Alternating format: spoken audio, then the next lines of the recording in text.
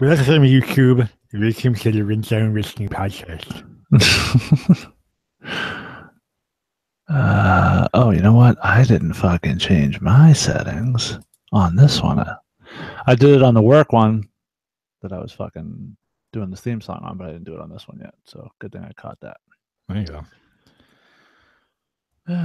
Quality 48,000.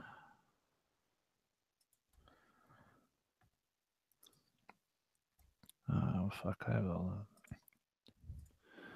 I saved that shit somewhere. Where is it?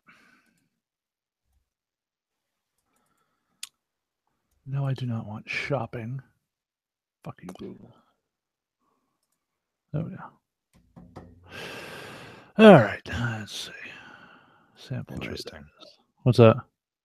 I was looking at some of Adam's likes on YouTube. Ah. Oh, I think maybe his kid got a hold of it. I hope his kid got a hold of this because otherwise he's watching Minecraft dab videos.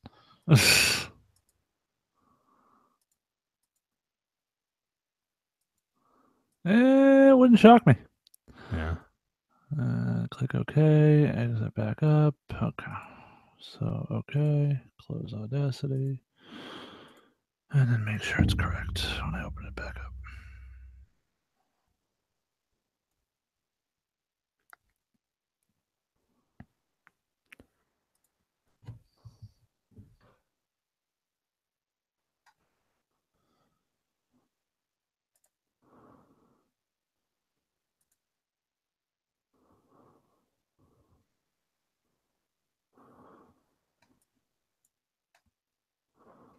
Jesus Christ.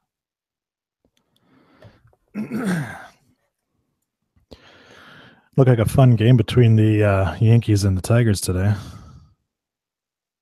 They had 3 benches clearing brawls.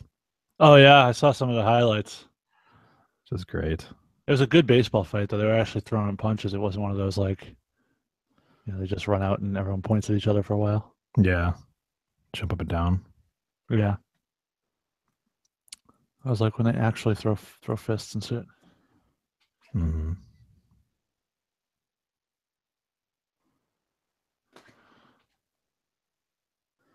All right, let's see if I can get. All right, do we have? Why is it not showing up as fucking live on the YouTube page? God damn it! You gotta refresh it. There's Sal. There I am. There he is. Okay. There we go. Okay, so now I can share some links. Man, I wanted to make sure my audio settings were as Jason requested them to be. So Lindsey Vonn has got some beef curtain stir. Let me tell you.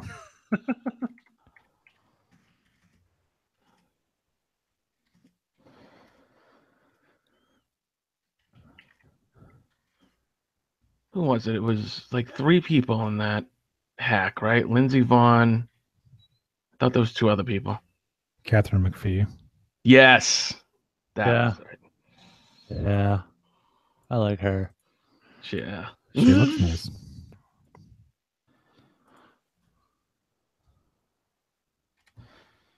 People got to get smart. That shit shouldn't keep happening to celebrities. Right? I have to fucking figure out this posting to Quest End shit. He sent me the directions. I haven't really gone through them yet. I figured I'd do it when I actually go to do it. But that will not be happening until tomorrow morning. So it's pretty easy, bro. Yeah. I'm sure it is. It's just a matter of getting used to doing it. Yeah. Never remembering to do it regularly. That's the other thing. All right. One more after this. So Adam frantically texted me about an hour ago. It's like, did he lose his suit again? Do you live near the Woburn Target? I said, well, what is going on with I work at the Woburn Target, so yes. He's like, can you pick me up this Cards Against Humanity pack, limited edition that only is available in the Woburn Target? And I'm like, interesting. Yeah, when I go there on Saturday. And he's like, but there won't be any left on Saturday. And I'm like, ugh. So I went by there and I took a picture of it. And I'm like, is this what you were looking for? And he's like, yeah. And then I didn't respond. And then I responded like a half an hour later, and I'm like, all right, I put it back down. I'll go back and grab you one on Saturday. And he's like, why didn't you just grab it while you were there? And I had him freaking out. And then I was like, dude, I gotta relax. Interesting. All for Cards Against Humanity. I played that for the first time on vacation last weekend or 2 weekends ago. So It's fun. Yeah, wasn't bad. Fun with the right people, I should say. Yeah. Like I spent the whole time, all I wanted was one anal bleaching. Nothing. Jesus Christ. Sharing links. Yeah, so my wife's like, oh, we're going out for Mom's birthday. We're taking the kids down to Mohegan Sun. And I'm like, okay. She's like, are you coming? I'm like, no, I got to work. She's like, oh, well, we're going. Bye. I'm like, okay. It's fine. Peace. I'll have the house to myself. It's good for The them. fuck out of here. All right, so hopefully that's good now. How was the UFO show, Jason? It was good. I enjoyed it. Adam said you weren't ring announcing, though. No, they had Robbie E has a dude he travels with, I guess. And the dude asked me if I would mind because I guess it was helping him out. And I'm like, yeah, it's fine, whatever. I'll take a night off. Still got paid, whatever. He's like, if you book me, you book my personal ring announcer. The kid was good. He was good. He's only been doing it for a year, though, so I was giving him some pointers and shit. Don't do it. That was your pointer. Yeah. Get a real job. Yeah. Brian Malonis wasn't in the main event? He was. They just did the main event before intermission. They did his match early. Oh. Then it's not the main event. Hey, if SmackDown can have the main event open the show. That was one of 3 main events. There's a difference. There was multiple main events on this show, too. Yeah. It's a double main event. All right, I'm good whenever everyone else is. I'm good. I'm good. All right, hold on a second. Let me close my fantasy football there. All right. Hey, what's up with that, Jason? I thought you were going to get us in a league. Hey, what's up with that, Sal? I thought you were going to get us in the league. Yeah, Sal was going to do it until he was like, oh, fuck, this is work. All right, Jason, you want to do it?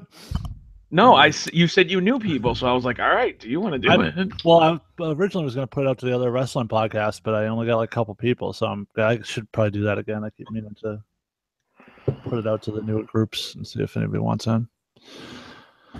All right. Gladiators ready? Let's do it. Yes. In 3, 2, 1, record. Welcome to the main event. It's the Rundown Wrestling Podcast, episode 308. I am your co-host, Troy. Here with me this time is Jason. What up? And Sal. What's up? All right. Well, you can head on over to the YouTubes. And Jason, if they're at the YouTubes, what should they do? Oh, well, they can simply slide over to the right-hand side of their screen where they will see a box marked live chat, and they can participate on the show. They can, as Troy puts so eloquently, say something stupid, and we'll make fun of them for it. No, you can participate in the show. Give us your thoughts, your opinions on our thoughts. Doesn't matter. Anything you'd like to do. Take off your pants, make yourself comfortable, and we'll see who shows up, and maybe we'll rename the lounge. That's right. Last week we had the Kenny Lounge, so Smathers, get on that shit. All right, so we got a big show. I saw Kenny last night. Kenny suggested that we rename the lounge in his honor. I said, if our other lounge person doesn't show up, we may have to do that. Well, Kenny's got to show up tonight, otherwise Lockhart Lounge is going to get renamed again. There you go. We can call it the Smathers Memorial Lounge. Only if we kill him. All right, so might already be dead. Busy week in wrestling this past week here. We had not one but 2 special WWE events on the network. The first was TakeOver Brooklyn 3. And looking at the results of it here, this was the one where I wound up being ahead. Oh, no, I think we were tied. Yes, me and Jason were tied at this one. It was SummerSlam, actually, that I pulled ahead by 1 point. So I am your preview champion, your picks champion. But anyways, so the match card that we had there was Andrade Cien Almas with Zelina Vega took on Johnny Gargano and almost took the win. Yeah, that was a bit of a surprise. I guess in retrospect now, you're looking back and sort of both guys had to win the match in a weird way.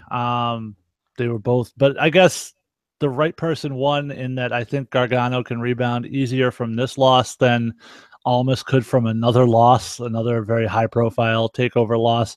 It was good for him to get a win, and with the revitalization of his character with Zelina Vega in his corner, I think it was, in retrospect, I should have probably picked him because that was a much more important win for him, and he got it. And it was a hell of a match, too. Yeah, it definitely makes sense with the addition of Zelina Vega. You know, he lost all those takeover matches before. He gets Zelina Vega. He gets the cheap win when she throws the shirt in Gargano's face. And I think it worked. Gargano's going to be fine. Yeah, I'd be fine seeing these two guys go at it again. It was a really good match, in my opinion. And, you know, the Gargano storyline, you know, this is his, second, third singles match, whereas Almas has been doing this for about a year now. So it makes a little more sense that Almas being, you know, more used to the singles match and also having the ace in his corner there with Zelina Vega. All in all, a good match. Another really good match, but one that me and Jason both knew exactly what the outcome was going to be, was Aleister Black beating Hideo Itami. That was a really good match. Really hard hitting. Itami is, you know, finally healthy.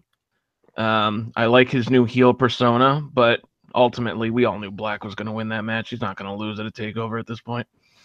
Yeah, this was sort of an interesting one because I went into this thinking this was going to be the best match on the NXT show, and it was really good when it went there, and then everything came after it just blew it out of the water.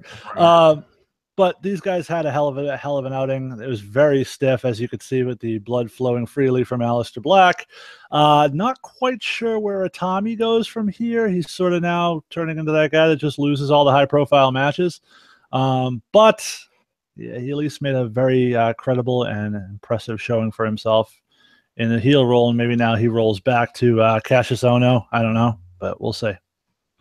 It was definitely the biggest challenge that Aleister's had so far, and it makes sense because this is a guy who is a worldwide champion, has been touted as such.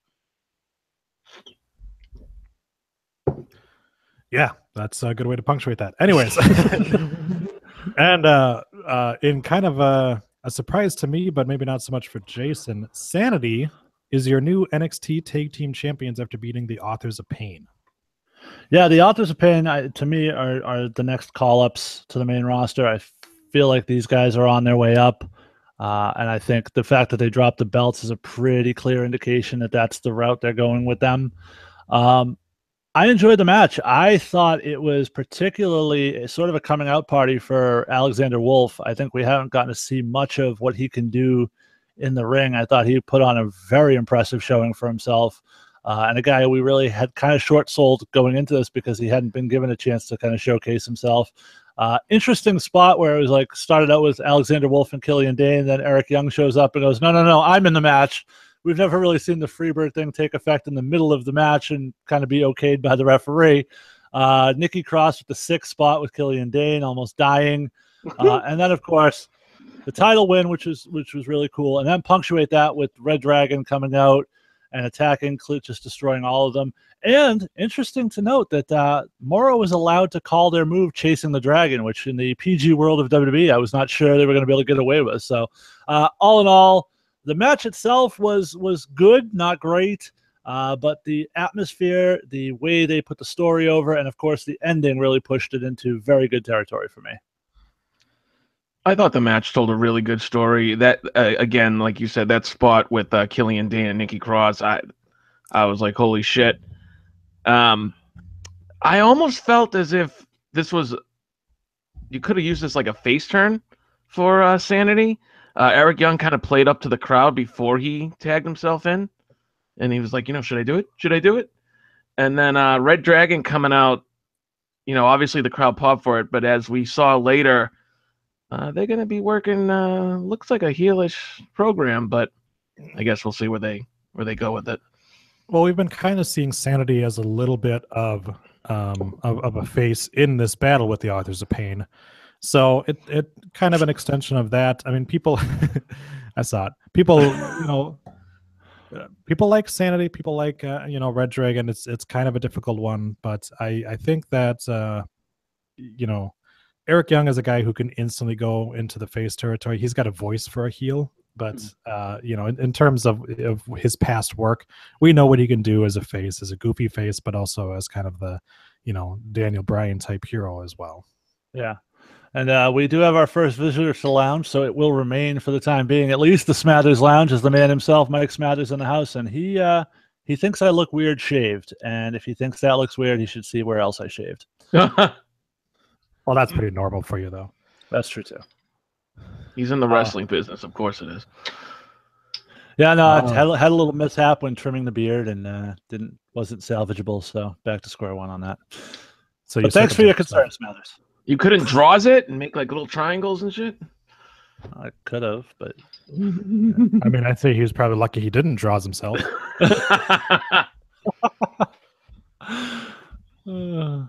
All right. Even Droz draws himself. D'Lo did that shit. That's true. That's true. I suppose if you were taking your razor out of the mirror and you suddenly close the mirror and all of a sudden you're looking at the real deal now was behind you, you'd be a little worried. Yes. All right. So in what I feel might have been a little bit of a misbooked match, Asuka was able to retain the NXT Women's Championship over Ember Moon.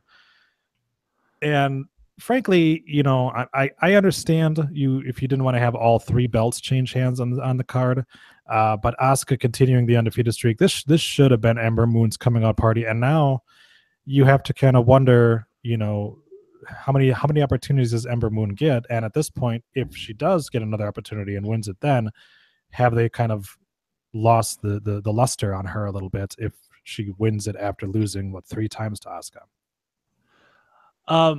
I gotta say, watching the end of that match, it really kind of struck me that Ember was saying the goodbye to NXT moment that I think we all kind of thought was going to be Asuka's, but maybe Asuka's just a building block in NXT. There are reports that she's the one that Triple H told Vince, you can't take her, take anybody else. That's the one I want to build the promotion around.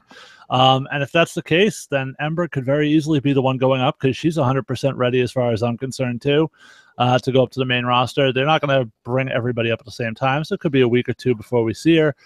But that's what it looked like to me. The match itself, I thought was excellent. I thought it was as good, if not better, than their first match. I loved the fact that they tied little aspects of the first match into the second match with the top rope, and she's trying to use the referee, and Ember catches it and still hits it.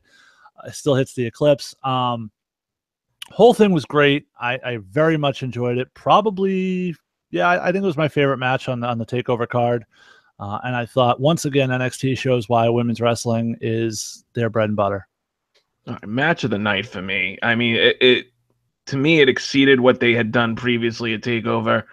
That spot when she finally did hit the Eclipse and Mara went crazy. Mm-hmm. I bought in. I thought that was it. I thought that was the match. It makes sense that Asuka is the focal point of that division for a little while longer. It's gonna start getting stale if they don't get that title off her before the end of the year. And I don't know to who. Maybe it's the person who wins the Mae Young Classic, but I thought this was Ember's time. I think with the 2-on-1 aspect, you could get away with having the Iconic Girl sort of steal the title from her somewhere down the road. But of course, they're also still kind of laying the framework for Asuka as the monster heel too. So I think it's probably gonna be somebody who's a face. The one thing I've heard since TakeOver and even a little bit going into it before was, well, just call Asuka up and have her forfeit the title. And you cannot fucking do that, because if you do that, whoever has the belt afterwards is not a legit champion. The fans won't take them seriously.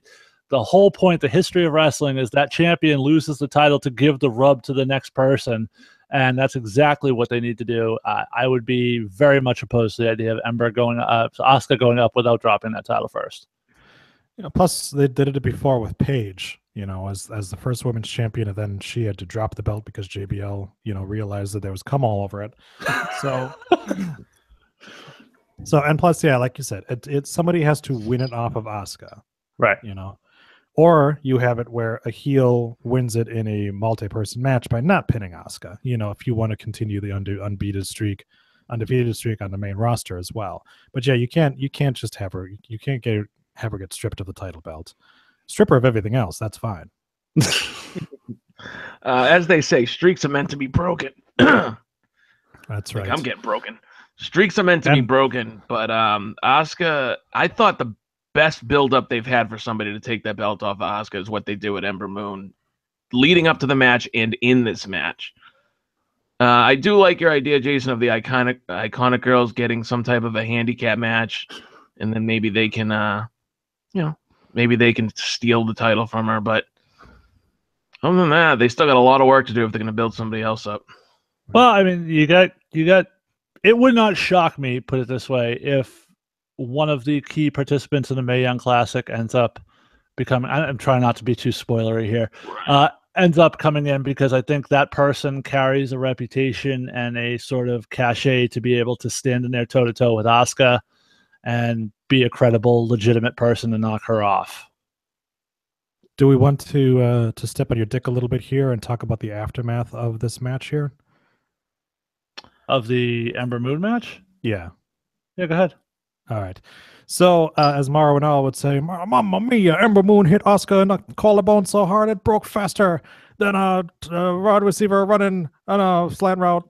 Get out of my earrings. Yeah. So, Asuka broke her collarbone in this match, and she'll be out for about 2 to 4 months on that. No, I heard 6 to 8 weeks at most. And how many weeks is 2 months, buddy? But definitely not 4 months though. You said 2 to 4 months. That's kind of stretching it out a little bit. You know, she'll be back before the next takeover in November. Let's put it that way. Yeah. Well, but here's the thing. In a weird kind of way, this might give you the out you're looking for. Asuka can lose the belt without losing the belt, but have it not be a negative on the next person behind her. And then you can set up to some match where Asuka comes back from her injury and tries to reclaim the belt, and that person wins, and that's where they get the rub. But Asuka never officially, technically loses the belt, so maybe this is a silver lining. I believe they're taping TV tonight, so if you want to get into the spoilers, we'll probably know a lot more about it tomorrow, how they're going to handle it. But the injury could provide them the opening. Very much so. We'll see what happens. We're going to stay spoiler free here, although I will be reading it as we go along on the show. I just will not be saying anything out loud. We've all fallen for that before, Troy. Mm-hmm. Yeah, I know. Moving on to our main event of the evening. Speaking of not getting into spoilers, the GFW Gauntlet Battle Royal is just starting right now. I wonder who's going to win the championship. Oh God, nobody cares. Spoiler alert, it's not good.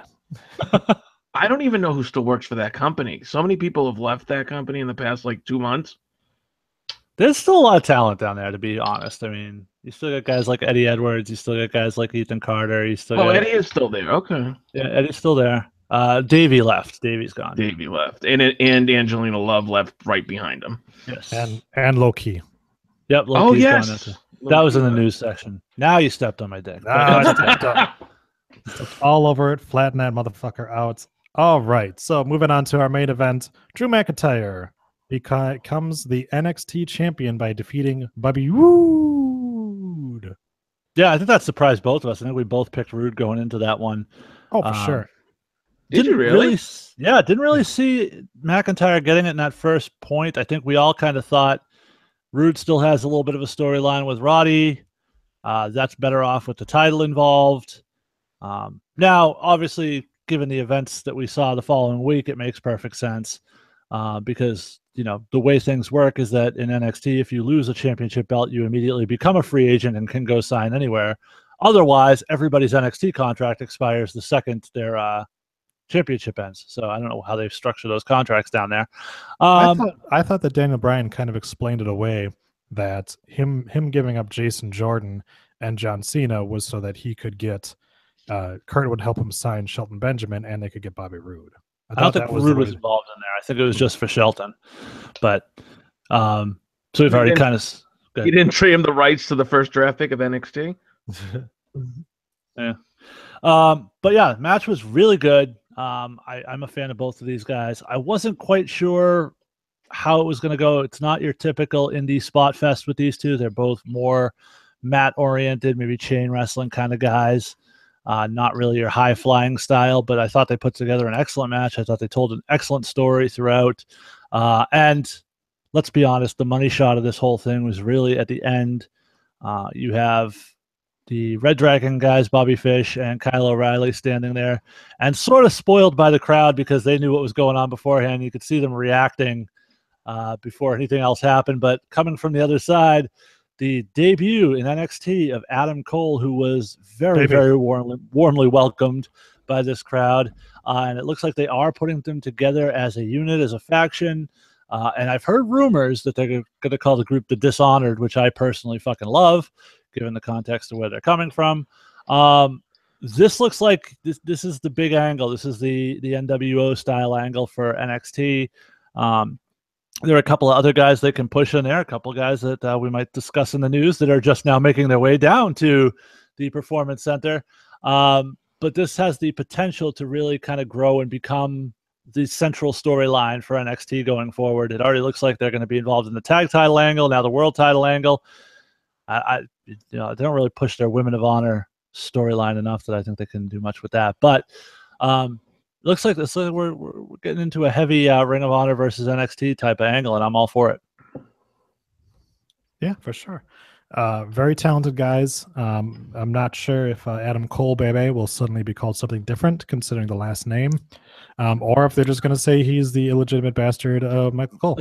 I don't know if you saw it. They did on a clip on WWE.YouTube page, the aftermath of the show with Red Dragon and Adam Cole walking up the aisle, gets to the top of the aisle and does the Adam Cole Bebe thing. Crowd went nuts, and I doubt he's doing that if they're not calling him that. So, Ed Morrow called him that on TV. So, right on. I definitely enjoyed the match with Drew McIntyre. I've always been a Drew McIntyre fan, even more so after he left. I don't think Brooklyn was. I don't think they got the reaction that I would have expected when he pinned Bobby Roode. Adam Cole got the reaction he needed. Adam Cole got a huge pop when he attacked McIntyre, but it's an interesting way to go. I love Adam Cole. I love Red Dragon. I love the idea of them calling them the Dishonored. An Adam Cole Drew McIntyre feud right off the gate, though. It could easily work if they put the tag belts on Red Dragon and make that, like you said, like the new NWO faction. Yeah, and here's the thing, and we're going to talk about SummerSlam in just a minute and the week that was following it. This, to me, when I talk about the differences between the shows and the creative departments and things of that nature, this, to me, illustrates it greatly because NXT went off the air. The TakeOver went off the air. I'm like, fuck, I want more. I want to know what happens. I can't wait to see what happens here. I'm excited to see where this is going. And SummerSlam went off the air, and I went, all right, that was cool. Good match. Yep. But I had I couldn't wait to find out what happens at the next set of NXT tapings when TakeOver was over. When SummerSlam was over, I was like, oh yeah, Raw's tomorrow. Crap, I got to watch that. You know, they didn't lead you anywhere. They didn't give you a thread to hang on to going into the next thing. And I just think that's where they fail, and NXT succeeds. Yeah, SummerSlam very much felt like kind of a season finale, but there was no cliffhanger at the end of it. Where it was just like, okay, all of these stories are ending. We're gonna have new ones come Monday, or we're not really because we're wrestling. And yeah, like you said, I mean, with TakeOver, you went on, you left it going, okay, now we've got a brand new faction. We've got Drew McIntyre, I guess, is an unofficial member of Sanity coming up here soon, and you've got some other, ongoing storylines too. You've got Johnny Wrestling trying to get back on a winning streak. You've got what happens with Almas. You've got a lot of guys that were not on the card because it's a TakeOver event that also can play into this. And you've also got the questions of we know Bobby Roode's on his way out now because of what's coming up later. what happens with Ember Moon, what happens with the Authors of Pain. You know, Roddy Strong. Roddy, yeah, you've got Roddy, you've got the Velveteen Dream still kicking around there too. Yeah, you've got a lot of guys that we don't know what's going to happen with, and it makes you more interested. Whereas with SummerSlam, nobody's sitting there and going, "What's next for Randy Orton?" We might be thinking, "What's next for Baron Corbin?" But that's about it. Yeah, we'll get into that. So let's give our final takes on Takeover. I, for one, thought it was a good event. I look forward to seeing, or at least reading, the results of what happens on NXT the next couple of weeks here. Well, see, to me, that's the big question, because, Troy, you've been very outspoken that nobody cares about NXT anymore, that the product's kind of slid down. I don't know if you actually watched the show or if you just read the results, watched the highlights, whatever. But is what happened at TakeOver enough to make you reconsider that NXT is worth your time again? Yes, at least in terms of the men. You know, I love Asuka, but I honestly, you know, I guess I'm a little intrigued at what's going to happen in her absence for a little bit. But until that belt is off of her, I don't really look at the women's division as anybody can take this belt at any time. Whereas in the men, you can sit there and go, well, Bobby Roode could easily take that belt back. Adam Cole Baby could take that belt. You know, Roderick Strong could take that. You know, you feel like there's a lot more people. And now with the injection of another team for the NXT tag belts, now you're starting to get a division again going, where you're like, okay, do we have the Authors of Pain get this back? Does Sanity have a long run to it? Does HM05 get back here and wind up getting back thing? You know, do the Fat Mechanics get a chance at it too? You know, we're starting to build up a division again. Whereas, like I said, with the women's division, there's Asuka, and there's just so much of a gap now. You know, since to me, Ember Moon gets knocked down a little bit with this loss. Yeah, like I said, I don't think Ember Moon is staying in NXT. So I don't think so either. We'll see. As far as TakeOver is always such a great show. Every time I watch a TakeOver, I'm never disappointed. And I think Triple H has done an amazing job building his roster back up compared to how bad it was depleted after WrestleMania. Right. And that's the thing with NXT. They're constantly giving you exciting new talent and exciting new storylines, and that's what's largely missing on the main roster. There's nothing exciting and new. You can go through that NXT TakeOver card, and short of Asuka and Ember, who killed it again, every single one of those matches was the first time you've seen that match in a WWE or an NXT ring. Right. Everything was new and interesting and exciting. And then you look at the SummerSlam card, and it was really same stuff boring. We've seen. Some stuff we've seen the week before. Then there's intrigue with the characters too. You want to know what happens with Almas. You want to know what happens with Aleister Black. Even other people who weren't on the show, like Velveteen Dream and the Fat Mechanics. It works. You want to see these guys again because you don't see them every week. They're not overexposed. Yep, absolutely. Kenny Lockhart's joined us in the chat room. Kenny, you missed it. Smathers regained control of the lounge this week by showing up first. But Kenny asks how everyone's doing and says NXT TakeOver was glorious. And we just finished talking about it, and I think we all pretty much agree with you on that one, Ken. All right. Well, if we're good to move on to SummerSlam. Let's do it. All right. For the Mountain Dew Kickstart show, Neville won back the Cruiserweight Championship over Akira Tozawa. Yeah. I didn't really catch much of this, to be completely honest with you, because I didn't really care much about the pre-show. I'm not surprised. It just means that they did the title switch for absolutely no end on Monday, except, reasons. So other than that, it was a good match. These two work well together in the ring. There's no denying that. I loved Neville with the white gear. I thought that was kind of awesome. But other than that, I didn't really remember much about this match by the time the night was over. I went back. I watched it. The match was good. Those, like you said, those two work well. I don't think there's any real money in Tozawa as a long-term champion. No. You gave him his moment. Titus had his moment. I wouldn't have put it back on Neville. I wouldn't have taken it off Neville to begin with, but that's what they did, and now we're obviously moving forward and moving past that. So, it was fine. It was a good match. That's all you can ask for from the Cruiserweights at this point, right? That's how we pretty much get out half the time. It's just a good match from the cruiserweights, and not much heat behind it. And this match, even though the title had just changed hands, still didn't have a lot of heat on it. Sorry, Troy. I just saw your lower third. Oh, nice. I just missed it. That's why you should be watching on YouTube.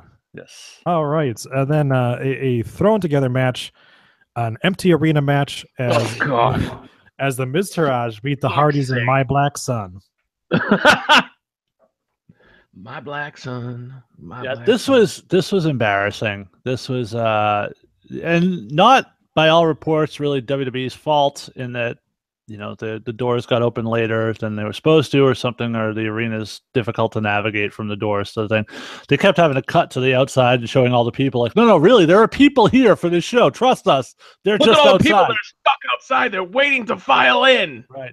To me, you don't send this match out like that. You push it back. You move some packages around. You do something. You don't send these guys out to be. What? Sorry. I just had to move my package around. Sorry. You don't send these guys out to be humiliated like that in front of an empty arena. It was a bad look for everybody in this match. Jason Jordan has a tough enough time getting crowd reactions as it is. Much less when I guess his were pretty much the same as they usually are. But for the Miz, how many years in this company now to be asked to go out and do that? It was pretty disrespectful to me as far as I'm concerned that they did that to that guy. Can you imagine the concession guy up in row 37B was really digging My Black Son. Nice. Can you imagine this match happening or this scenario happening down the street at Madison Square Garden? Never fucking never would they ever do that if the fans weren't in the arena yet. And I understand they had it booked and then people weren't having trouble getting in, but like you said, you don't do it. You move it around. That was a fucking embarrassment. Yeah, and the match was, 10, 12 minutes? They could have easily pushed it back a few minutes and let some fans fill in a little bit so that there's not 3 kids standing on the aisle for high fives as guys walk down. And the Hardys, not just Miz, but you bring back the Hardys. Yeah. You pay them God knows what to come back, and that's the treatment they get at SummerSlam? The Hardys are a bit different because, to be fair, the Revival thing derailed what they were going to be doing at this pay-per-view. Right. So, but like you said, a thrown-together match that didn't need to be there. Fair enough. All right. And potentially or I shouldn't even say potentially, just go with it. The match of the Kickstart show, the Usos win back the SmackDown tag belts from the New Day. Lot of new spots in this match that I hadn't seen before. Xavier Woods is quickly becoming one of the best things to watch on TV as far as in-ring, isn't he? He's always been incredible. Go back to TNA and Consequences Creed. The guy was doing things off the cup that people just weren't doing at the time. This match was this was up until the main event, the match of the night, and I think didn't I say last week, Troy, that this would probably end up being one of the matches of the night? These two teams have amazing chemistry together. They're both at the top of their game right now, and the fact that this got relegated to the pre-show, and you look at some of the shit that ended up on the main card, and we'll get into all that later. But this was embarrassing to me again that this was relegated to the pre-show. But I've said in the past, would you rather have 20 minutes to have this type of match on the pre-show, or would you rather have what Rusev and Randy Orton had to do on the main card? Almost better off for them that they were on the pre-show in that regard. Which, they ended SummerSlam at exactly 11 o'clock. They timed that shit out to the second. Well, good, because they usually run about a half hour over. Right. Yeah. So, I am glad that the New Day and the Usos got time, because they would not have gotten time on the main card. Yeah. It was a good match. And, yes, it sucks for the performers that they miss a little bit of a payday, but with the with the network, we can go back and watch this match and go right into the main card and just pretend that it was the kickoff show for instead of on the kickoff show. Right. So. And no owls. So there's that. Yes, it's true. That's true. All right, heading into the card, we've got John Cena beating Baron Corbin because of reasons. I think it's pretty clear at this point that Corbin's they've decided he's not the guy. And that happens, believe it or not. Occasionally they have great plans and grandiose expectations for a guy, and then they get it out there and it just doesn't work for Vince, and they just scale it back. And that's what seems to have happened. However, you move to SmackDown and it looks like he's smack dab involved in one of their biggest storylines. So who the fuck knows at this point? But you look at it as, maybe they decided it wasn't time for a title change and they didn't want to have him carrying around the briefcase. Having Cena beat him, though, I don't really agree with, considering that this was Cena's last SmackDown match. And I thought that would have been a good opportunity to maybe put Baron Corbin over. But, we've seen it before that, they're going to give guys opportunities. And sometimes they become Kevin Owens and sometimes they become Rey Mysterio. So... and in this case, they decided to pull the plug before even putting the belt on him. Well, let's just go one thing here. They put Baron Corbin in a match on their second biggest show of the year with the biggest draw in the company. So for that to be a punishment is a little bit of a stretch to me. Knowing that they were planning on moving Cena over to Raw and heating up the storyline that it looks like they're heating up with, sending him over with a loss to Corbin doesn't set the story up the same way as him going over with the victory. I really don't have that big of a problem with this. I don't think it's as big of a deal as a lot of people are making it out to be. I love the briefcase thing, the way they did it last week. I really didn't have a problem with this. And we'll have to see where we go. There's a long time for Corbin ahead of him. There's not as much time for Cena. They wanted to tell a specific story when moving Cena to Raw, and I think this was just a part of the way to get to where they want to go. So I was surprised because everybody kind of shit on this match, and I didn't see it live. I had to go back and watch it after by the time I got home, but it was actually a pretty good match. They had a good, 10, 12 minutes. I thought Corbin played his role well, and a little while later, maybe the next day, even Road Dogg got into it with a fan on Twitter, and the fan was like, "Oh, you buried Baron Corbin. You did this, you did that." And Road Dogg said, "Good thing we got 52 weeks in a year to bring him back up," which I kind of agree with that. Look, the story is not one page; it's a long story, and I kind of think it does more for the Corbin character right now to be pissed off. And hey, he had a lot of offense in that match. He got a lot of offense on, like you said, Jason, the biggest draw in the company. Yep. So I didn't have a problem with it. Everybody shit on it so bad. I thought I was going to walk into what happened with Randy Orton and Rusev. But no, match was fine, and I didn't think it was that bad. And this just in, Suicide has entered the GFW gauntlet for the gold, so there's my pick to win the whole thing. Well, somebody sue TJ Perkins because that means he's appearing on other shows. Suicide is my pick to what's going to happen after I actually have to watch GFW. All right. Hey, don't joke about that. That's right. not funny. It's super serious, guys. All right. So, in what was a complete shock and surprise to everybody, the Damon Kang was back, and he took on Bray Wyatt. Didn't we have a bet on this, Troy? No, we didn't. I'm sure you wanted to bet about this. At first, I did, and then he didn't. And then I didn't, because then WWE was just like, "Oh, we're not going to tease you anymore.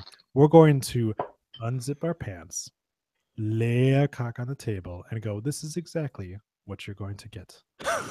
And you're going to get 4 minutes and 23 seconds of thrusting before I come inside of you."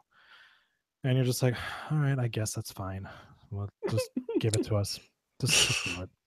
So yeah, so the Demon Kang showed up and defeated Bray Wyatt. And that's apparently all we have to say about that. No, you guys are gonna fucking hate me for my take on this. I loved it. And maybe it's because I've always been vested in the Bray Wyatt character and Finn Balor.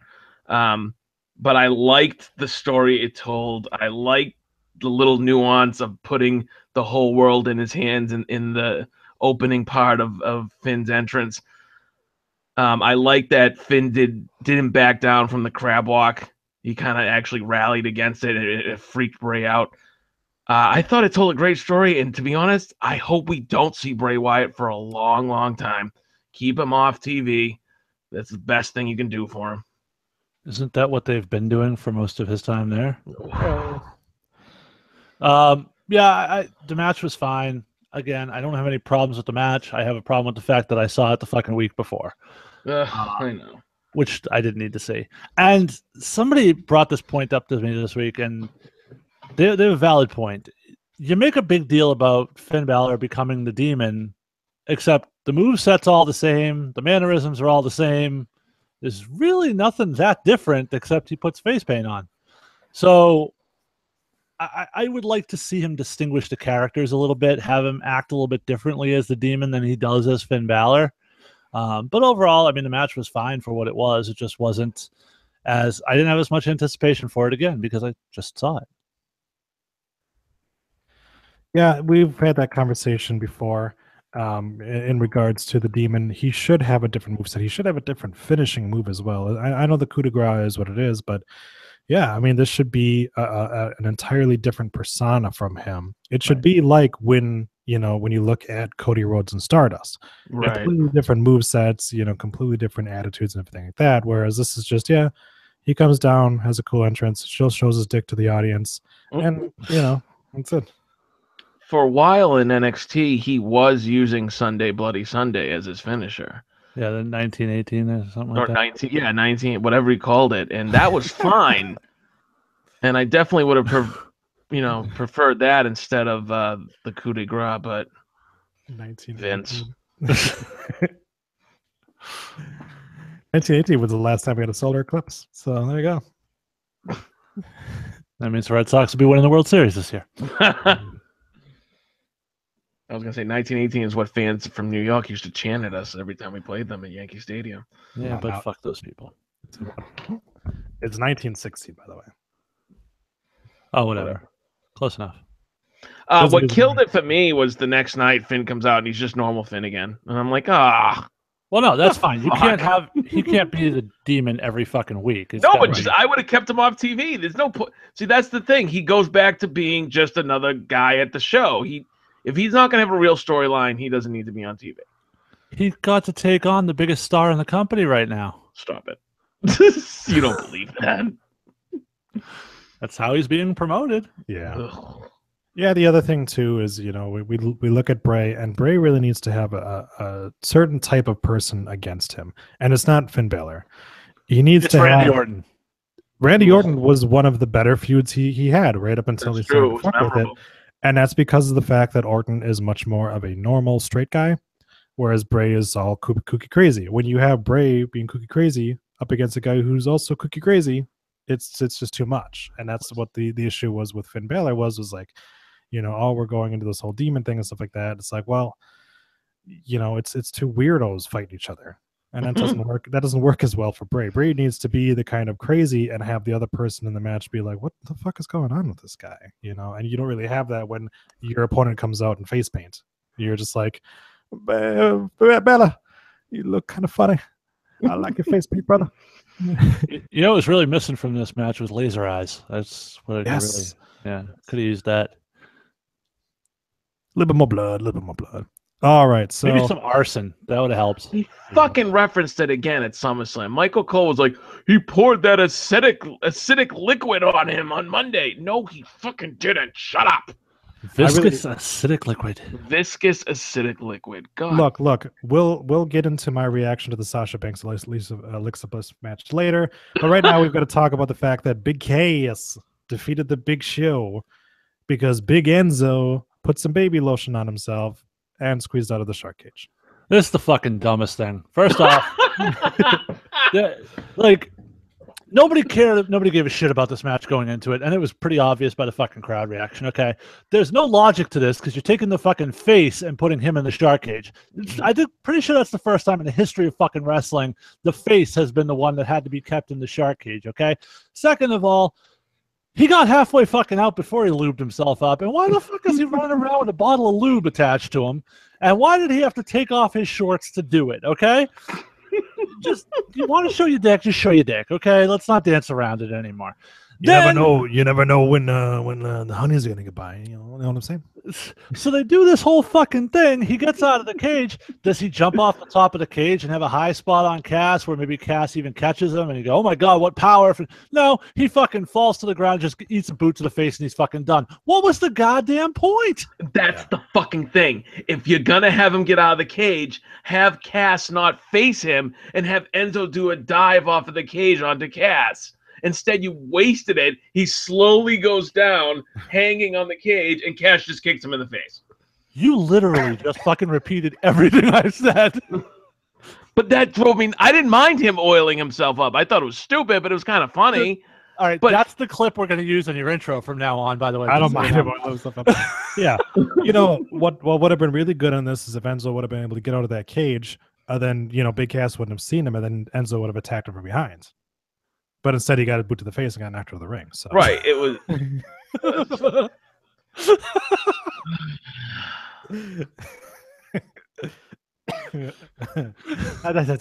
All right. Smathers on the side over here. Don't you have lube strapped to your leg? I never go without my mint flavored lube. I don't know who's eating lube. That's but I guess I'm glad it's not lube flavored. I would imagine Smathers with more like bubble yum or fun dip or something like that. Yeah. Oh man. Terrible. Well, at least your jokes are fresh and young. All right, so this is when Sal goes, yeah, I'd imagine him like with bubblegum flavor or like some Jason's got some editing to do. All right, so in a match that lasted 10 in a match that lasted 10 seconds, Randy Orton defeated Rusev with an RKO out of nowhere. Like, I'm not going to be as down on this as some other people are. I didn't think this was as big a deal. I thought Rusev kicked the shit out of him for a few minutes. I thought they needed to save some time. They did it here. To me, this was the beginning of this story, and people are portraying it as though it was the blow off in the end. I don't think it was. I'm pretty sure that this is going to continue, and I was okay with this as the kind of opening salvo of this story.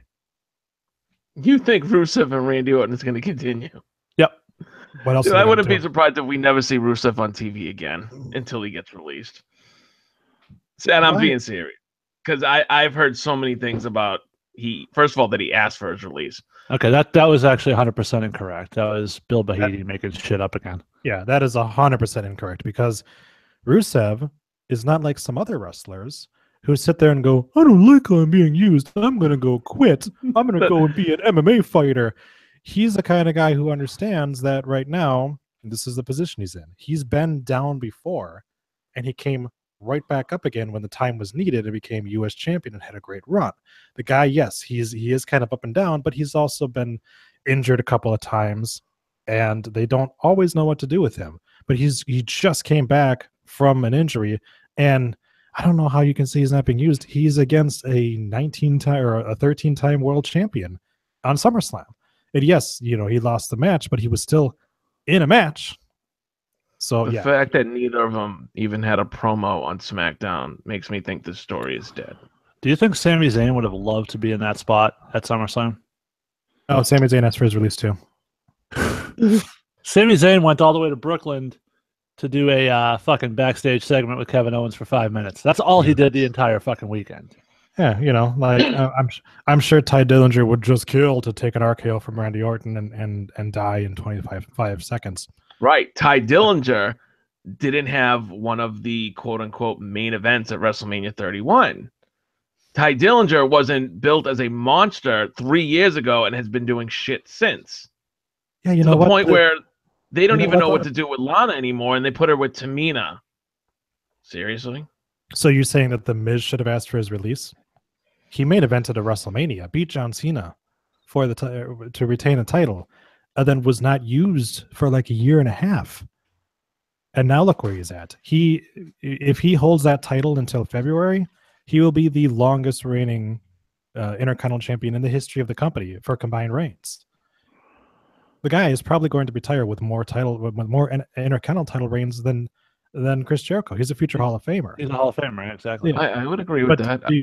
I would also say that there was a point where you really could have seen Miz getting released. Maybe 2 years ago when, way before Maurice came back, where he was barely on the show. Maybe he'd come in and get squashed real quick, but there's a difference between he might have been released by the company and asking for his release. And everyone is saying that Rusev is asking for his release, not that the company is thinking about getting rid of Rusev. True. Rusev wasn't really an independent scene kind of guy. He was for a little bit, but it was quickly swooped up by the WWE, and he's where he needs to be. His wife works here too, Oh, yeah. And he's still getting paid. He's still on TV. Not as much as I'm sure he'd like to be, but you know what? He's been in that position before. He'd made it the best of the little bit of time that he had been given, and he worked his way back up the card again. He'll be back there again. He's too good of a talent not to be. It's just that right now they have other plans in place. Yeah, wrestling's all about timing. It's got to be the right place, the right time for the right guy. It just hasn't been that moment yet for Rusev, but I really have no doubt it will be. We've talked about it on this show before. He happens to have the misfortune at this point of being on SmackDown where the mid-card belt is dominated by your main event players.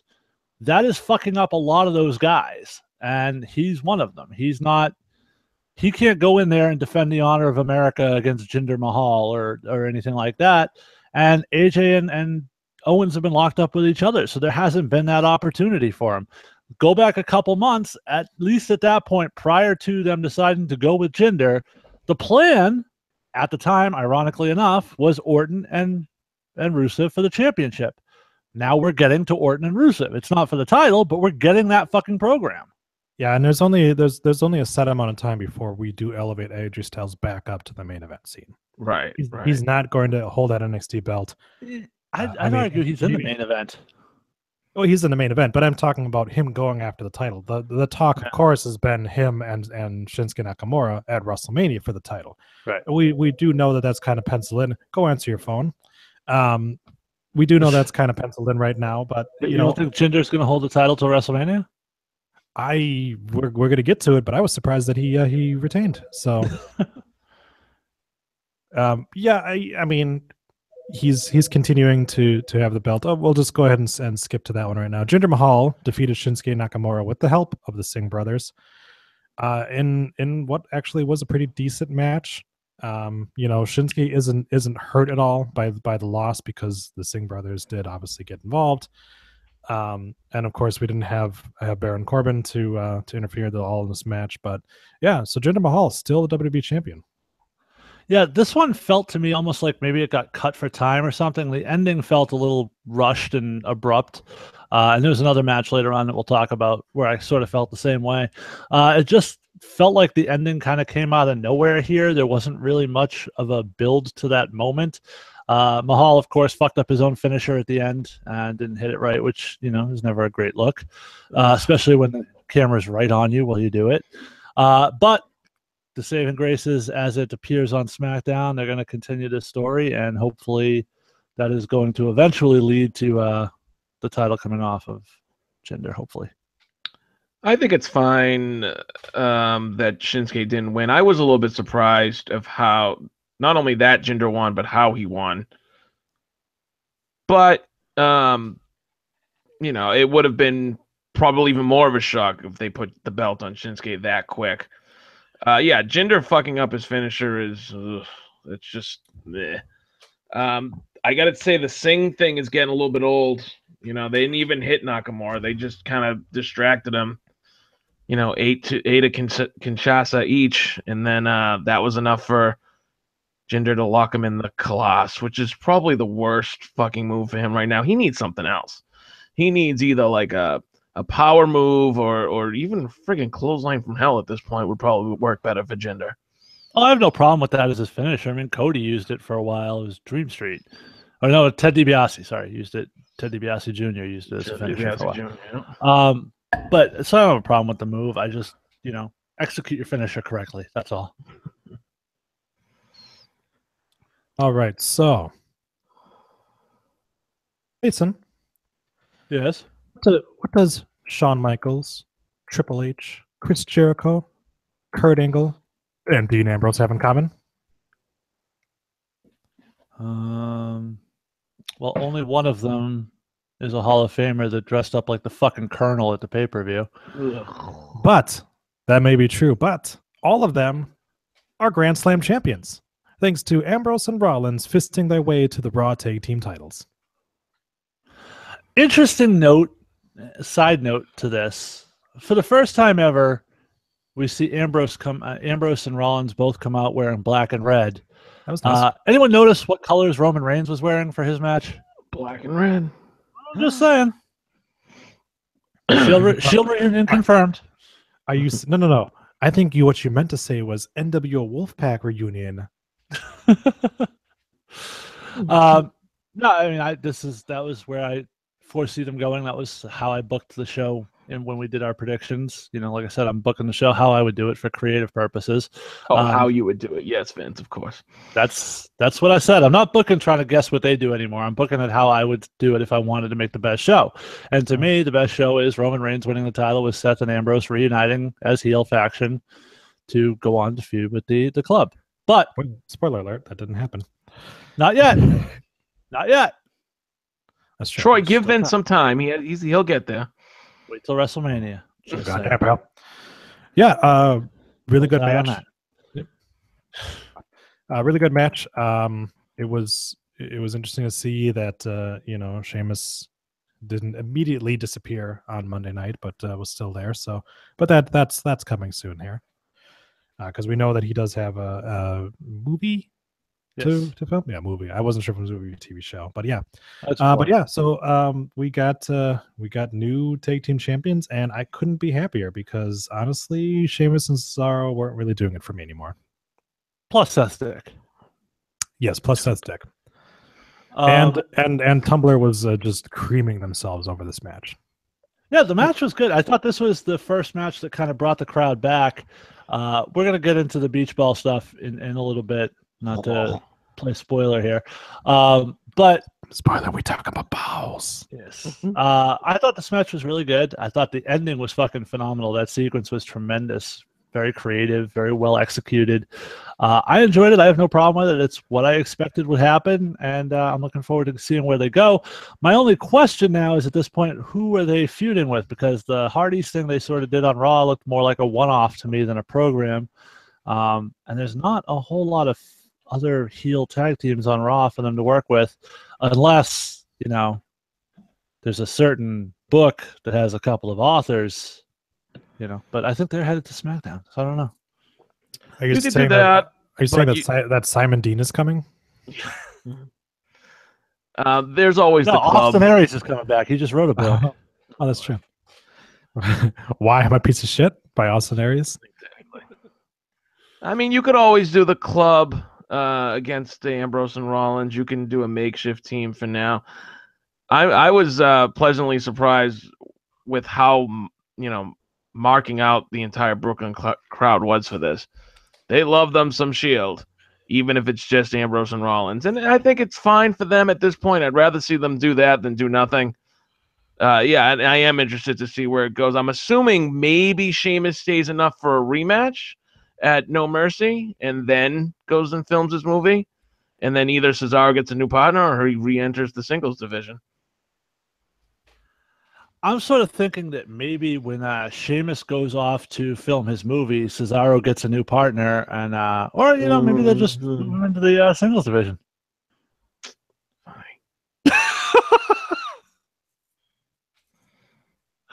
You had to know that was coming, Sal. Of course.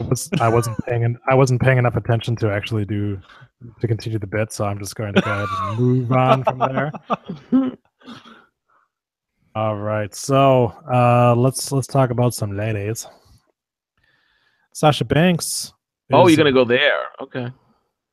Yes, because we have this little file that you can actually look at that tells you the exact order I'm going to go in. If you wanted to open that up. So Sasha Banks finally won the Raw Women's Championship on a pay-per-view. She hasn't defended on a pay-per-view yet, though. That's been her real Achilles heel. That's true. This was the other match that I thought had a really abrupt kind of surprising ending. Like, it just seemed to come out of nowhere. There was Alexa's reaching for the ropes in the bank statement that didn't really have a tremendous exchange to set it up, and then just all of a sudden taps out of nowhere when it looks like she probably was close enough to the ropes. Don't really know why that happened. I don't know if they got told to go home early or what happened there, but that definitely seemed a little weird and abrupt to me the way they ended it. Otherwise, I thought the match was really good. I like the fact that, you know, people know these two girls really don't like each other, but they're still able to be professional and have a really good match. And I think that just adds a certain intensity to it when they, you know, work stiff with each other. You're sitting there going, "Oh, yeah, I bet that was real." You know, it adds to it to me when you can sort of add that element of these two don't like each other to it. I enjoyed the match quite a bit. You weren't the only one who was surprised by the finish. It seemed like Michael Cole was a little bit off guard as he said that, you know, Sasha doesn't have it all the way hooked in, and then all of a sudden Alexa taps, and he's like, "Oh, she tapped! Holy shit!" I definitely it's boss time. Yeah, I definitely like the match. It will be interesting to see, you know, where this goes. I would love to see Sasha getting a long title run, but this is Vince McMahon we're talking about, and God knows he doesn't like himself some boss time. Stop it now. Yeah, you know, Sasha being a 4-time women's champion now. I'm cool with it. You know, I think that ties her with Charlotte now, right? That's right. So, and they're both on pace to break Ric Flair's 17 world title reigns by next June. So that's true. That is true. Yeah, it was a good match. You know, Alexa's fine. You know, taking a loss like Lawson here, she's not going to lose any kind of steam. People still love her. She's still obviously the company's still way behind her. So. Yeah, I mean it's nice for a change, and we'll see where it goes from here. Yeah, she's the poster girl for the No Mercy show, and those commercials are amazing. I don't know if you've seen some of them. They Tremendous. They gave me the creepiest boner. Creepiest. Somehow I doubt that's the creepiest boner you've ever had. The all-time creepiest. That's true. It's probably not. What else do we have? So moving on to the SmackDown women. Oh God! All right, so moving on to the main event. Yeah. See, and I knew you guys were going to do that. Yeah. So Natalya won.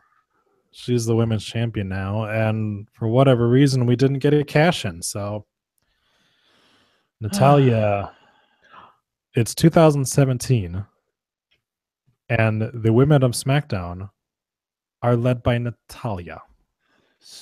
So Cesaro, who teamed with Tyson Kidd for like 6 months, put on a picture-perfect sharpshooter. Mm-hmm. Natalya, who fucks trained him with the Hearts and lives with Tyson Kidd, still hasn't put on the sharpshooter correctly. Once again, did it wrong. It's like she learned it from The Rock. Yeah, exactly. Maybe she learned it from her father. I will say this match had some spots that were better than I expected it to be. Naomi reversing out of the sharpshooter by throwing Natalya into the corner, I thought was a really nice spot. I enjoyed that. You all right, Sal? I thought you were going to say Naomi crying at the end was a really nice spot. I like that as a touch. I thought it was nice too. It's personalizing the characters. That's always a good thing to me. That's something they don't do enough of as far as I'm concerned. You have an interest in this character. You feel emotions for them. That's what they should be doing instead of just being fucking automatrons like Natalya is portrayed as. It makes more sense for her to cry than for Charlotte, which Charlotte do way too many times. Yeah, I would have liked to have Natalya with a celebratory fart. I thought that would have been nice. Just walk over and rip one in Naomi's face. Yeah, just so excited. Or give her the thing on the ropes where she pulls her into her asshole and fart at the same time. Just a little bit of her own medicine. Yeah. Yeah, no. All in all, I had very low expectations for this match, so it exceeded the expectations I had. It wasn't that bad. I just wish we could get off this illusion that Natalya is a great wrestler, because she's not. She's okay. She's not. Exactly. She's okay.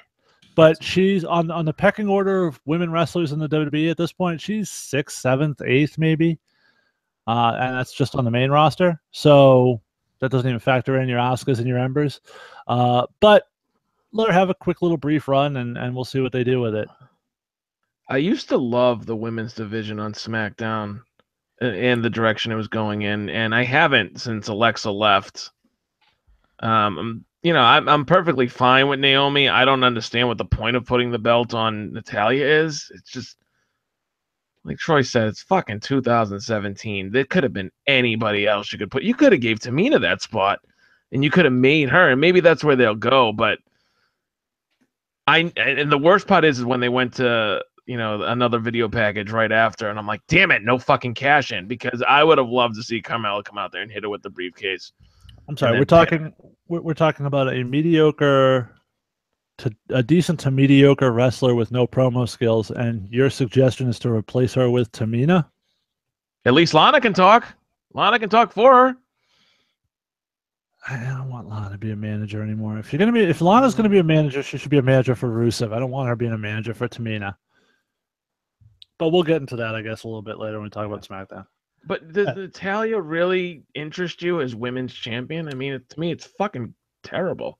Natalya doesn't interest me as a woman. I don't see. I think her husband said the same thing. He's totally gay, by the way. I'm willing to give it a shot and see what they do with it. To me, it's largely a vehicle to get to the Carmella cash in. My guess, off the top of my head, is the crying by Naomi is to set her up as an emotional favorite. She'll have this long war with Natalya, just scrape out a victory and then make chicken shit Carmella even more of a heel for coming in and stealing the title from her at that point. I think that's where we're going if I had to guess now, and this was just a chapter in the book. The problem is everybody wants the book to be one chapter and then it's done. They're telling a story here. This was a part of the story. I'm okay waiting to see where it goes. I'm not the biggest Natalya fan, obviously, but I think there is an interesting story they could tell with her as champion for a while. We'll see. As long as they have Becky Lynch tap out to her a few more times. Then... That's the best way to put over Natalya is to have her beat better wrestlers. So, all right, moving right along to our main events. Somehow, Brock Lesnar retained his championship. Fuck's sake. Well, you know what? I think we might get hashtag epic rant from Sal if we let Sal go first. So, Sal, the floor is yours on this one. Go ahead, pal. Actually, the match was fantastic. The match was hard hitting, as you would expect from these four. The Brooklyn crowd was really into it. I liked the idea of Strowman putting Lesnar through 2 tables and then taking a table and throwing it on top of him. I completely bought in. When he was carded out, I was like, that's it. They're just going to turn this into a triple threat, and he doesn't have to be pinned. But to have him come back and win the title, for me, you could have done it. You could have put an exclamation point if you put the belt on someone else. Personally, I would have preferred Joe. But even if they went with Strowman, I thought it would have been more epic. And obviously, if the Shield came down to help Roman win, I would have been all in for that. Having Brock win it is kind of just same old, same old. Okay, so I loved the match.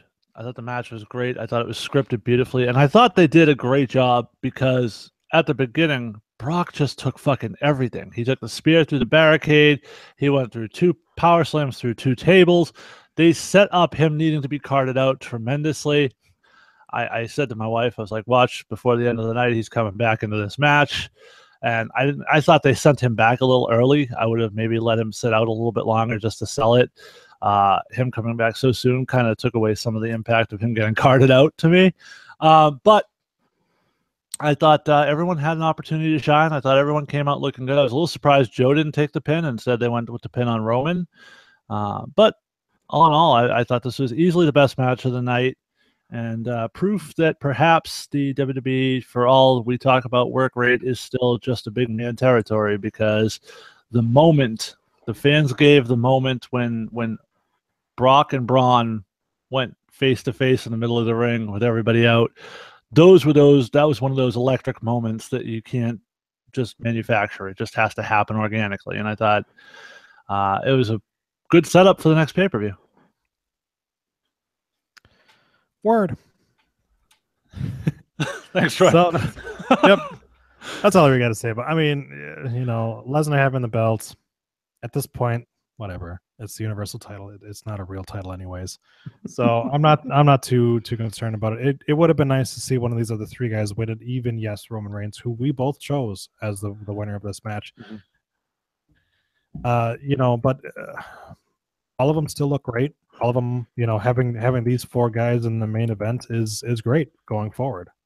Yes, we'd like to eventually excise Brock Lesnar out of that situation and just have maybe these three guys and maybe even elevate somebody else to do another four-way. But all in all, it was a fine closeout to the show. A big moment, obviously, for Brock to retain and for him to retain the way he did. So. Well, I guess we'll go with the overall thoughts on SummerSlam. I would say that I thought it was a decent show. Obviously, looking at TakeOver definitely had the bigger moments and probably the better matches. But SummerSlam was good, considering how bloated it was. Yeah, I thought TakeOver once again outshined the main roster counterparts. As per usual, overall, I'd give SummerSlam probably a C-, C, maybe a solid C. Way too much downtime, way too many matches that didn't have any impact, and way too little suspense or interest or anything new, anything compelling.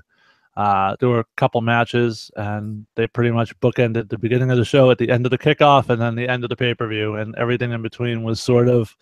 The tag match for the Raw titles was good. Everything else in between was sort of meh. You've heard the cliche that everybody says these days that, everybody worked hard during this pay-per-view. And I think we're in a time period now where the athleticism as well as the work rate is at an all-time high, and the booking is not matching that. And it's really not fair. You got such a talented roster, literally the best wrestlers in the world. And other than the main event, everything else, the crowd could give two shits less about. Yes, you had Ambrose and Rollins. That was kind of a moment. And obviously the crowd popped for Finn, even though they told us we were getting the Demon the entire week. But there was a lot more stories that they could have told at SummerSlam that for whatever reason they decide not to. And, if you're not going to book world-class talent, then nobody's going to care. And I think that's a lot of the problem, because it's not the work rate, and obviously it can be done. If you look at what Triple H is doing in NXT, you can make people compelling. If you don't make them compelling, people are going to be throwing beach balls around. That is one fucking hell of a segue, Sal. I take it we're ready to talk about balls. Let's talk about balls. Let's talk about balls. All right, now I put this on here because I have a lot of shit to say on this topic. Okay, I was listening to our good friends Mike Crockett and Brian Malonis Wrestling Podcast About Nothing. I ran into Brian Malonis last night at UFO Wrestling, and we had quite a heated, spirited discussion about this. And he's approaching it from the perspective of your worker, your wrestler who feels disrespected by the notion of the fans throwing beach balls during a show. And I totally understand and appreciate where he's coming from. That said, I totally get it. And I get it for a couple reasons. First off, it's not the fans' job to make sure that the product is compelling. It's the creative department's job to make sure the stories are compelling. And they don't throw beach balls around at the NXT shows. They're not throwing beach balls around during the main event. They're not throwing beach balls around when The Rock shows up. When you're given compelling characters, compelling stories that interest you, you focus on them. When you're given matches like Naomi and Natalya and meant to believe this is the best you can do for your second best card of the year, yeah, you're going to get, when you get Enzo and Cass in a fucking Enzo in a shark cage and Cass in the Big Show, yeah, that's not the best you can do. That's not compelling. That's not interesting. People are going to rally against that. Now, over and above all that, please do not sit there and tell me that you're offended, WWE, by the fact that people are throwing beach balls when you yourself put together a WWE 24 about the crowd the night after WrestleMania, hyping up and putting over this type of behavior from your audience. You've encouraged it. You've promoted it. You've made an entire fucking special out of it. So please don't sit there and then be offended by it when you've created this monster. Thirdly, I understand where Cesaro is coming from, except now he's made it a game with the crowd. Mm-hmm. Now, instead of getting rid of the beach balls, he's challenged them to do more because he reacted to it. It got a huge pop when he did it, but I guarantee you there's a lot of people going, oh, maybe if I bring my beach ball, he'll do that, and then I'll be able to say he popped my beach ball. And he made it a thing for the crowd, a competition. Big mistake, and we're going to see a lot more of it now. Except for not, because beach balls have now been banned from all WWE events. Yes, because there's no way anybody could sneak a beach ball in after that. Right? Yeah. It's an item that is literally you can put into a tiny little ball and stick right up under your crotch there, and just be like, I am packing. Yeah, you put a ball in your balls. Yeah, this to me was a huge mistake in every way involved, but to sit there and blame the fans, you know what? Put a better product out there. As I said earlier, NXT doesn't have this problem because they give the fans a product that's so exciting they don't want to sit there and play beach balls. They want to watch what they're getting. I don't blame the fans. I'll tell you this. Can you imagine anybody not having their eyes focused on Austin versus Rock? Nope. Or even Brock versus Angle? People were focused on that match. They wanted to see every single second of it. I don't blame the fans. I don't necessarily blame Cesaro. I think he did something in the moment that he felt like, what the fuck? I'm working here. These people need to pay attention. You are correct. It's going to have a negative reaction where more people are going to do it now. But it doesn't help when Raw goes off the air. And when they're dark in Brooklyn, John Cena goes out there and thanks everybody for being crazy. Thanks everybody for having fun. Thanks everybody for having a good time. You guys in Brooklyn, you do you. I'm sure that's not going to encourage people to do it 10 times more. Troy, your thoughts on balls? I don't know why you're yelling so much. It's one of those kinds of things where I understand in certain matches. I understand in certain situations. What I don't like is, we're throwing around beach balls in this match, and this match was good. We've had it before where, really good matches have been shit on, or they're doing the wave and things like that, or we're booing the women even though they're having a great segment. Sometimes, crowds can be their worst enemy, be not only their worst enemy, but our worst enemy too, and can ruin some things. And sometimes they're the reason why, we get goosebumps, by the reactions on things. So it's kind of a double-edged sword. You're going to deal with it. But yeah, I'm with you. Shouldn't have made a thing about it. Definitely shouldn't have kind of talked about it. And, they love their whole, post-WrestleMania crowd. And then it's like, well, then we have a problem when we're not post-WrestleMania and the same thing is happening with a different crowd. It doesn't make a lot of sense. Right. So yeah. We'll get to it because the fans' reactions in Brooklyn continued after SummerSlam. Yeah, Brooklyn could suck my dick. So speaking of guys who suck, Big Cass wound up blowing out his knee in a Brooklyn street fight against Enzo Amore. Yeah, blew out his ACL and potentially his medial meniscus. Recovery time somewhere about 9 months. And you got to wonder what this does to the push of Cass. Maybe by the time he comes back, they just go with the reuniting of the tag team for the crowd pop. Who knows? Enzo would have to still be employed for that to be a thing. Which is a stretch. He's he puts the G in 205 Live.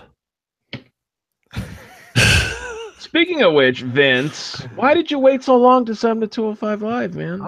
Dude, I told you he was going to end up on 205 Live months ago. Y'all told me I was fucking crazy. He had a storyline.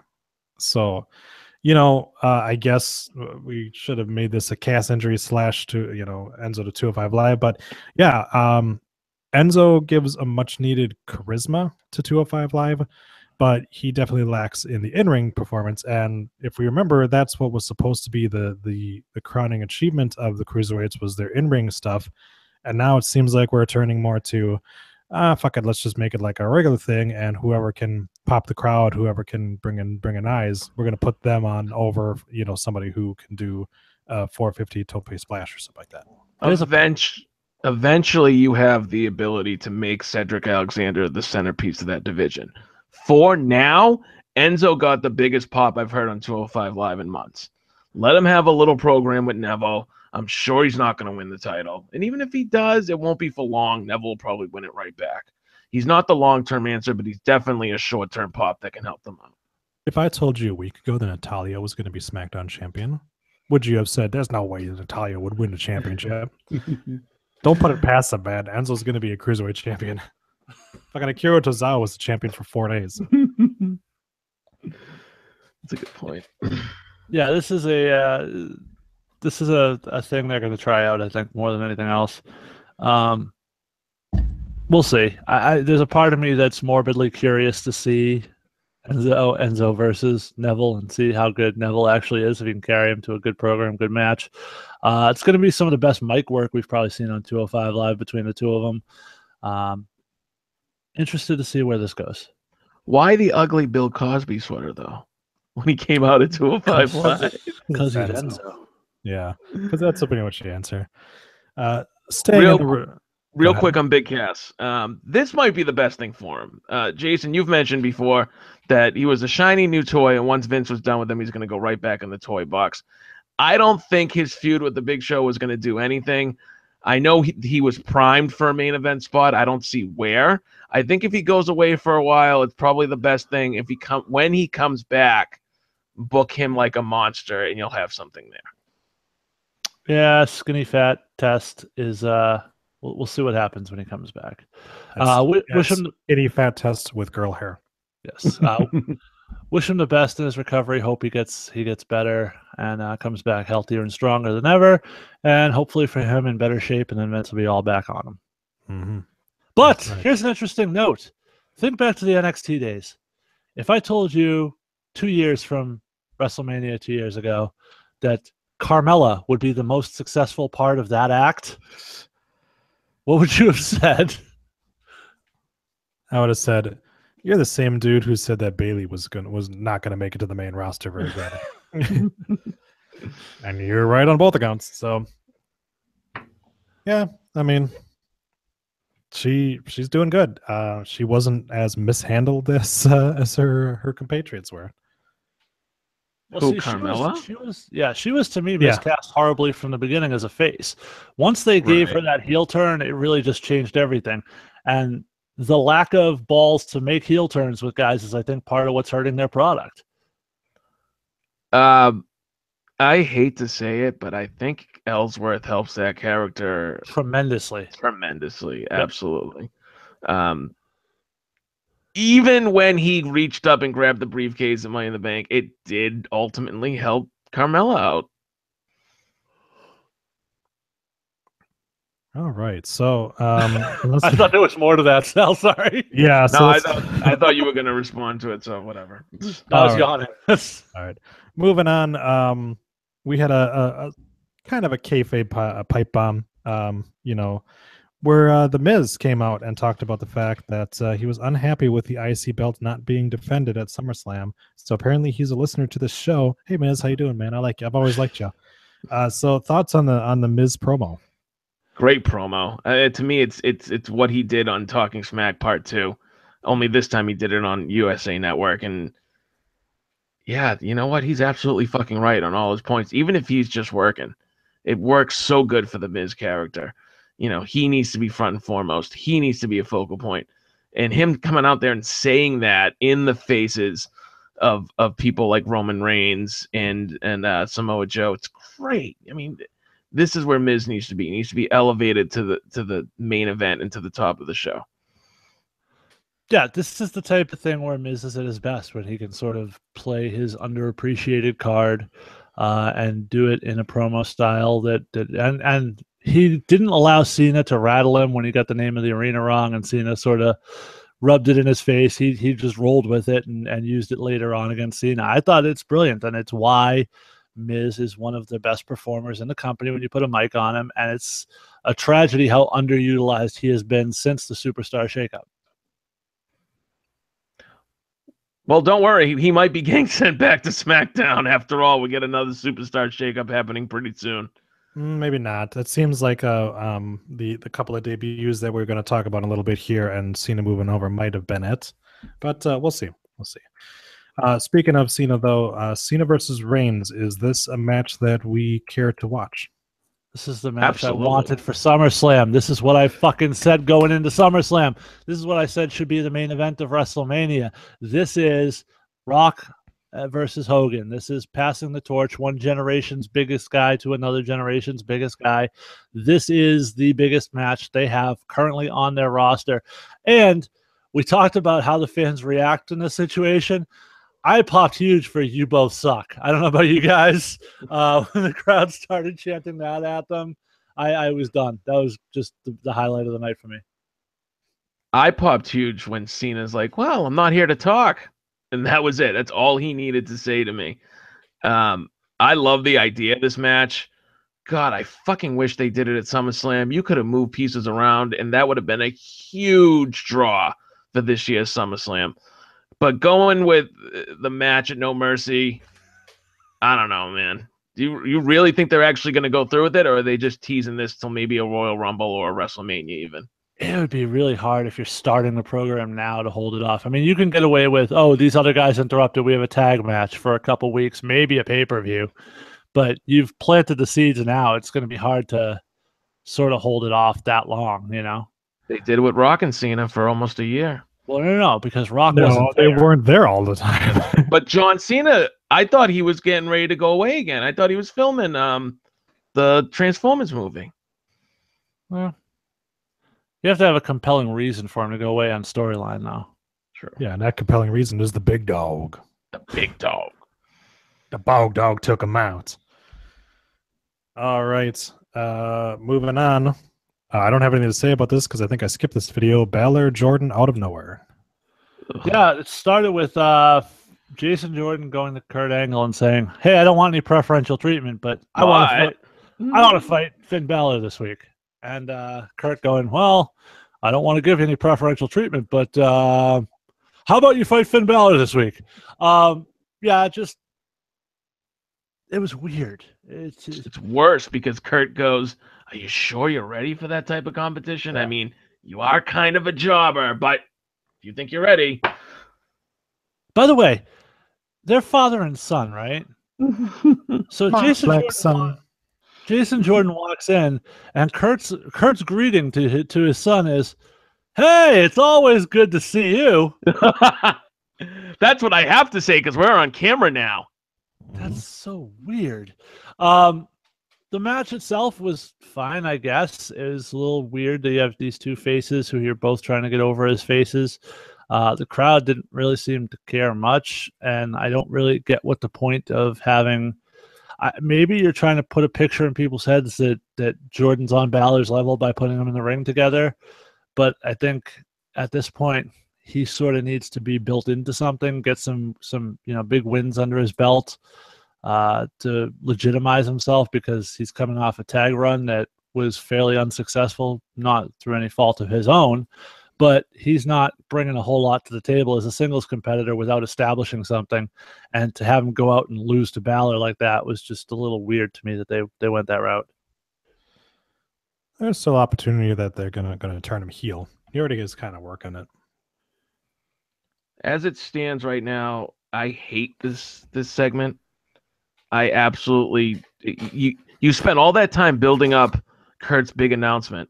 Kurt comes out with "This is my son," and he's in a completely like nobody gives a shit. He gets crickets when he comes out there. You're not doing anything with his character other than every segment or two you say, "Oh yeah, Kurt Angle's son." You know, he goes out there. It's always great to see you. He goes out there. He loses to Balor. Yeah, the match was fine. I don't have a problem with Jason Jordan in-ring performance, but They have done nothing for him character building ever since they announced he was Angle's son. At the very least, you should have stuck him with Emma. At least that would have been compelling. Oh, he might be stuck in with Emma. Who knows? I just think it's interesting that they keep playing that up on social media. I gotta wonder if that's eventually going to end up going somewhere. Maybe the two of them have this evil plan to play Kurt Angle the whole time. That'd be kind of a cool way to switch it up at the end. There you go. Interracial love. All right, moving on. We still haven't gotten the LGBTQ characters Stephanie McMahon promised us. The least they can give us is a little good interracial relationship. I thought that was Johnny Rocket Dick or whatever his name was. He got jobbed out and then fucking fired. That counts. He just said he likes big sweaty men. He didn't say he has sex with them. That's right. I'm gonna put my balls in your mouth. And you're gonna like it. So we speaking of touching things, we kind of touched on the Hardys versus the Shield as before. Like Jason said before, this is probably going to be kind of a one-off thing, and unless we do turn the Shield heel very quickly. But otherwise, yeah, I mean, the only thing we could see is if we don't see the Fisting Brothers turn heel, you know, we need another heel team to go against them, and maybe they hold it off until a Revival get back to put them over. I don't know. I did like the Sal's suggestion of the club. I thought that was a good idea. I like this match for what it was. I thought they had a great match, even if there's no story to be told. You know, the Hardys versus Ambrose and Rollins, I'm all in. The Hardys are really entering a dangerous territory for me after what I saw them do last year with the Dudleys. I was going to say it's a very good comparison. That's exactly what it reminds me of. But I think there's way too much money in the broken universe to leave that on the table. You know, the Dudleys were kind of, what were you going to do with Bully Ray? Maybe, but Ed Norton and Anthem think the same thing. That's why they don't have the fucking gimmick to use. True. I think that the difference is that you can superstar shake up the Hardys away from each other, and the two of them can be just fine as singles guys. That's true. Vince has never been a huge fan of Matt as a singles guy, though, as you could tell by the way he was used when they were singles guys in this company. So it would be interesting to see if maybe that changes now, if maybe he saw something, although you'd have to assume that he had actually watched TNA, and I sort of doubt that. One part I did really enjoy about that was the Hardys coming out and saying, hey, we know better than anybody that sometimes brothers fight. I thought that was a great line. Right. That was a really good line. All right, so moving along to SmackDown, we had a very interesting show, honestly. Much more interesting than Raw. Yeah, as we got the debut of the Glorious One. I appreciated how they did that. You know, he interrupted Aiden English right when English was in mid-tune. Crowd popped huge. He had the match. He looked great. I don't think he's 100% face. His post-match interview would indicate that he's still got a really good arrogance about him, and he can flip that switch as early as next week, and it's completely believable. Yeah, but he was booked against a heel jobber. It's not like they don't have face mid-card guys they could have stuck him with. I thought it was interesting that they went with Aiden English. If you went and watched on WWE.com, they had a post-match interview with him where he said, I've got some business to take care of with Roddy Strong. He sort of disrespected me, blah, blah, blah. Even wasn't that overtly heel there. Sort of wondering what they're going to do in that regard, because he is really good as a cocky, arrogant heel. But as we know very well, Vince doesn't like to, go with necessarily what someone's natural strengths are. So he may run him as a face. Who knows? Oh, and to go back to the beach ball thing, because there was one point, and this ties into it, that I wanted to say. When you shit on the crowd for that reaction, they've tried booing to tell you that they didn't like what you're doing. They've tried tuning out in droves to tell you they didn't like what you're doing. You keep doing it. This is just the next evolution on how they're trying to tell you they're not with what you're fucking doing. If you took a hint, they'd bring less beach balls. Anyway, that's done. But yeah, I thought Rude's debut was great. The crowd was huge into it. SmackDown is quickly becoming the sing-along show, as everybody's theme song now has, sing-along time. But yeah, I'm looking forward to seeing what they can do with Bobby Roode. Hopefully, he doesn't go the way of Mike and Maria. Oof. That's right. And we go from a really good way to do a debut to a terrible way to do a debut. As out of the blue, Shelton Benjamin comes back to team with Chad Gable in a backstage segment. Yeah, the thing that struck me about this one, Chad Gable looked like a tiny little orphan boy next to Shelton Benjamin. I'm not sure how this tag team is going to work. Like, what are they, Gable and Mandingo? Like, this was pretty stark visual with the two of them next to each other. I'm curious to see how it plays out, but it sort of says something about Vince that he's just like, oh, fire, just take one black guy, replace him with another one. What the hell? What's the difference? Does Vince know they did that? That's a good point. I don't know. Oh my God. I heard a story this week. You'll particularly get a kick out of this. They're doing a talent meeting a couple of years ago, I guess. And they have this big thing. Vince is at a podium, and Michael Tarver gets up to speak. And Michael Tarver asks him something, and Vince goes, you know what? That's an excellent question, Titus. No. That's the story that was that I heard this week. And I knew Troy particularly would get a kick out of that. But yeah, so I'm curious to see where this goes. It's just I don't know if this is what I would. Okay, so again, creative, putting my fantasy booking hat on. Benjamin teams with Gable a little bit at the behest of Daniel Bryan. They maybe win a couple matches, maybe go into a feud with the Usos, because the Usos need a face tag team, and there really are none of those on SmackDown, so this might be the next program. They lose to the Usos, and then next thing you know, Charlie Haas shows up out of the crowd and jumps Gable, and they reform the world's greatest tag team. Gable goes off and finds a new partner, and there you go. That's what I would do. Do you think Vince hates bringing people back to the point where he purposely negotiates them only to have a few dates so that he can have them job out on TV? Not only did we see this with Mickie James. No. Jinder Mahal. That maybe it's an age thing then. I don't know. But Shelton Benjamin literally just shows up backstage. And he's like, hi, I'm here. Oh, you're going to put me in a... And we were kidding when we said they were going to do the new American Alpha and stick him with Chad Gable, and that's exactly what they fucking did. I don't know. To your point, everyone remembers when when Christian left for TNA and came back, and they just never used him for anything. Hey, he was the ECW champion. Again, I don't know if it's an age thing, but they bring people back, some of these acts, and they just are there to put people over. And look, Shelton Benjamin was never going to be, brought back as a main eventer. Really? Did you say the same thing about Jinder fucking Mahal? Yeah, I did, but Jinder's vascular, so is Shelton. Yeah, Shelton's a good-looking guy, and he's bald now, so that was nice. We'll have to see what they decide to do with Shelton Benjamin. I wouldn't have put him with Gable right off the bat. I think that's a mistake.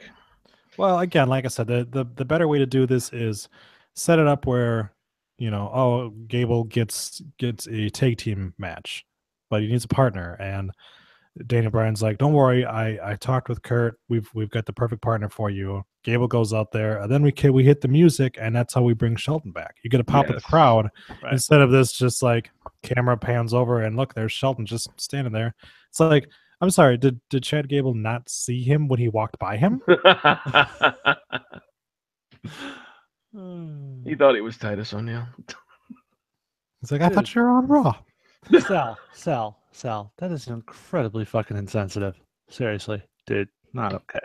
No, you're right. Jesus Christ, get your shit together, dude. That's right. All right, and our final topic of the night, Owens, Styles, and Shane O'Mac. They go from a threesome to a foursome because they're hungry for some big breakfast. I knew you would appreciate that when I wrote that to Troy. Oh, of course, I appreciate any big breakfast reference. Yeah, I don't know. I to me, the problem with this feud is that Owens is 100% right. Shane's being a dick here. Oh, Owens is 100% right, but I think it's still funny when he loses his shit and goes fucking crazy. Oh, sure it is. But we've had shitty referees before, and I've never seen Shane come and pull them out in the middle of the match. Like, he's clearly fucking with Owens here. When Baron Corbin threw his shirt off and tossed it at Shane, and Shane looks at it and then looks at Owens, and Owens is like, no. Oh my god, I couldn't stop fucking laughing. The highlight of that match is Shane's out there arguing with Baron Corbin, and Baron Corbin yells, "I'm watching everything they do!" And that's the exact moment when Kevin Owens low blows AJ Styles behind his back. Yeah. We've had it before, actually, a couple of nice little comments from the Big Breakfast there. You know, him almost getting counted up by the ref and going, "I know how to count." He's actually pretty decent at doing some of the in-ring talking. Yeah. No, I the thing with Corbin is when he did those segments on Talking Smack, I thought he was fantastic. I think he's one of those guys who's much better off when he's not scripted. And he's just kind of free to be himself, and he's naturally a dick. From what we saw in this match, can we now, maybe as early as next week, transition to Corbin and AJ working a U.S. title program, and then obviously Shane and Kevin Owens? No, we can't because Corbin was buried. Might as well just fire him now. Yeah, he's pretty much done. He'll never work in WWE again. Him and Rusev have both requested their release, and you know. Yep, for sure. And with that, we take it over to the news. All right, we're going to lead off the news desk this week. As Dave Meltzer said on Wrestling Observer Radio on Friday night that Ric Flair had an external pacemaker inserted to help his heart. His heart is now beating normally, which Meltzer says is a positive. Oh, it is? Okay, Dave, thanks for that news flash. While things are looking better than earlier in the week, he is still on kidney dialysis, and it is still going to be a rough ride for a while for the Nature Boy. He did add that Flair still has an infection and hasn't been disclosed. There have been issues giving him antibiotics because of Flair's weakened condition, so it's still a bad situation. He also confirmed that Flair never had a heart attack. The initial pain Flair was feeling was due to the obstruction in his bowel. Flair went to the hospital on Friday, August 11th, and underwent surgery to have the obstruction removed. Flair was in really bad shape on Saturday and Sunday, and there was a real fear about what would happen with the surgery on Monday, but Flair was able to pull through. It's not smooth sailing, but it was a great sign that he got through Monday, Meltzer said. Melinda Zanoni, his agent at Legacy Talent and Entertainment, said this afternoon on social media that Flair is awake, communicating, and progressing. This was actually a couple days ago. Charlotte Flair took to Instagram on Sunday and gave an update on the Hall of Famer, saying, "After an incredibly hard week, my dad is getting better. There is still a long road ahead, and he's not out of the woods just yet, but I want to again thank everyone for their support on behalf of myself and my family. My dad has given his life to sports entertainment. To everyone competing tonight, you know he'd be backstage watching if he could. Give it a little extra flair for him tonight. Woo." So obviously this was sent right before SummerSlam. Charlotte at his bedside. And sounds like maybe things are trending in the right direction for the Nature Boy, and hopefully he'll be back. He'll kick out one more time. Yeah, get well soon, H. It sounds like it was a really rough ordeal, and sounds like he's still dealing with it. All right. We touched a little bit on this earlier, but behind the scenes, the decision to have Tozawa beat Neville for the WWE Cruiserweight Championship was apparently a last-minute one. It was noted on the Wrestling Observer Radio on Friday that the decision was made a few hours before Raw. Reports have it that Vince showed up on TV and simply decided a title change would create more excitement for SummerSlam. So for those of you wondering how much thought goes into these storylines, Vince shows up that day and goes, let's change title. This is why you can't be as harsh as creative as you want to be. No, it's true, and I always say that you got to couch your comments about creative with how much of it was them and how much of it is Vince nixing the good ideas and going with these old, tired things. We referenced this a little bit earlier, but WWE has announced the signing of independent wrestler Lio Rush, who officially joined the Performance Center this week. In a statement, they said WWE has announced a blockbuster signing in the form of 22-year-old prodigy Lio Rush. Internationally recognized as one of the ring's top high flyers, Rush officially joined the WWE Performance Center in Orlando, Florida. They give his birth name, which I'm not going to put his government out there, but he wrestled in high school, becoming a 2-time All-American and a 3-time state qualifier. He began training for sports entertainment in 2014, and in less than 3 years has competed in 43 states, Canada, Mexico, and the United Kingdom, Germany, and Ireland. In 2016, he won Ring of Honor's Top Prospect Tournament, then earlier this year held the Combat Zone Wrestling Heavyweight Championship. The 160-pounder quickly became a fan favorite on the independent circuit for his daredevil creativity and unbelievable resiliency, as well as his Dragon's Call finisher, a devastating frog splash that recalls D'Lo Brown's split-legged variation. In joining the WWE PC, Rush reunites with former tag team partner and current NXT superstar, the Velveteen Dream, with whom Rush co-held Maryland Championship Wrestling's tag team titles in 2015. WWE apparently has plans for Rush to join NXT in the near future, as the announcement was filed under the NXT section of WWE.com.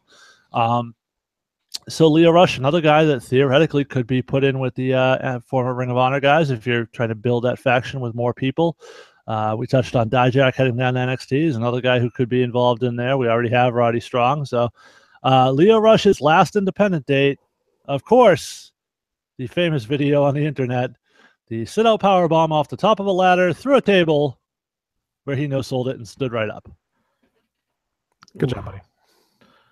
I honestly haven't seen enough of Lio Rush, so that video doesn't make me want to, but I'm sure it'd be a great addition to the NXT roster. We'll certainly find out. According to a report by People, Nikki Bella has been cast on the upcoming season of Dancing with the Stars. A source tells People that Nikki and Drew Scott of the HGTV series Property Brothers have both signed on to compete to the upcoming season of ABC's long-running reality dance competition series. Season 25, holy shit, is it really 25 seasons in? Of Dancing with the Stars premieres opposite Raw Monday, September 18th. Nikki would be the third wrestler to compete on Dancing with the Stars, following Stacy Keibler and Chris Jericho. In early 2006, Keibler competed on the second season of the show alongside her dance partner, Tony Mamaluke Dovolani. Keibler was eliminated in the final episode, coming in third to NFL legend Jerry Rice, who placed second in the final round of the competition, and singer Drew Lachey won the season.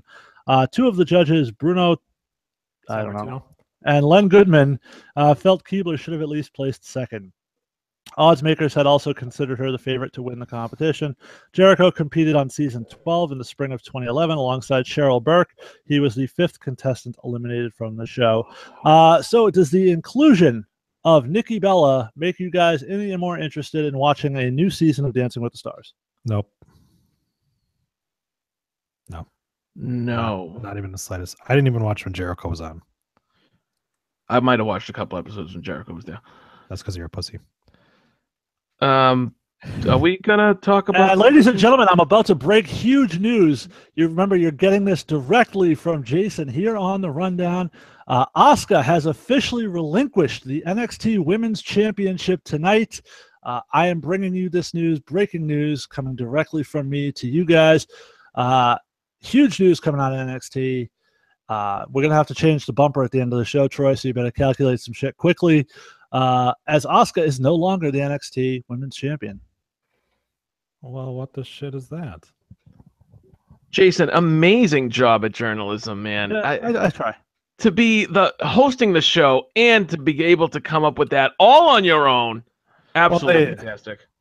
Just like they did with the Demon Kang. The last line of the thing says, announced her intention to pursue new opportunities in WWE. Pretty much saying that when she returns from injury, she's getting called up.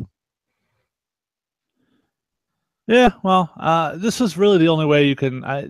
I guess it gets them out of the who you're going to have to take the title off of her bit without necessarily burying the next person. So it's pretty much exactly how I said they should do it earlier on. So I guess I can't really take too much of an issue with it. I guess the injury was a silver lining. But again, in case you're just joining us, breaking news. I am breaking this news for you live here on the rundown, coming directly from me. Asuka relinquishing the NXT Women's Championship tonight at the tapings at Full Sail University. Continuing on in other items, after undergoing an MRI, WWE has, we already talked about Cass's injury. They said, quote, it looks like an ACL tear, possibly a medial meniscus tear, but we're going to have to wait for the radiologist to evaluate the MRI and give us the full report. Cass underwent surgery this week, and WWE noted he will have a long road back. The doctor saying that a typical ACL tear requires about 9 months to recover. We already talked a lot about Cass in this situation, but again, we certainly send him our best wishes for a quick recovery, and hopefully he gets back to a successful and long career.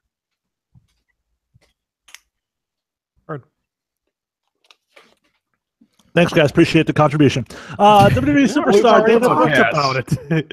We've already talked about it. WWE superstar Dana Brooks' boyfriend, bodybuilder Dallas McCarver, passed away on Monday night. According to TMZ, McCarver died after apparently choking on food at his Florida home. He was 26. TMZ spoke with Brooke, who said that McCarver was found unconscious last night by a friend at his home shortly after they spoke on the phone. Brooke says McCarver told her he was about to make dinner, and the last thing he said to her was, I love you, goodbye. Brooke was told there are no signs of foul play, and it does not appear McCarver was trying to harm himself. So certainly send along wishes to Dana Brooke to get through this very difficult time. Sounds like they had a very strong relationship, and, you know, why are you laughing, Troy? I'm not laughing. I was looking at something. Sounded like you were laughing. Are you queuing up music or something? You're the only one who laughs at death. Come on. Only because of Troy. That's why. Maybe that's why I'm paranoid. I didn't make a noise. I'm not queuing everything. I was checking to make sure that my numbers were correct for who's the longest rating champion in WWE now. Okay. You know who but is... But I will say, I mean, I hope it was a good meal and not like not like he was like cooking up fish sticks or something like that. Did you see a picture of what this guy looks like? I mean, I saw what a picture of it used to look like. Okay. I don't know if he deflated since he choked on a drumstick or not. I seriously doubt it was actual food. It was probably just a giant protein bar or something. I don't know. This guy had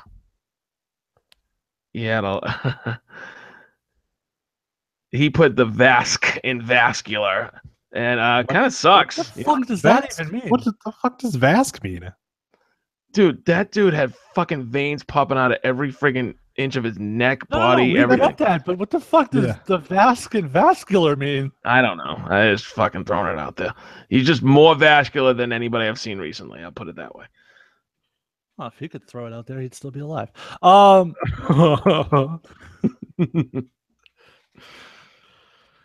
Anyway, speaking of people who are not going to be longest reigning WWE champions, Paige apparently will not be charged after her domestic dispute with Alberto Del Rio at the Orlando International Airport on July 9th.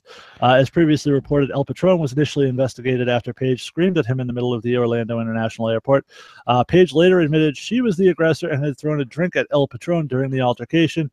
The Orlando Police Department then recommended Paige be criminally charged for the incident. Apparently, the district attorney did not agree, and the charges have been dropped.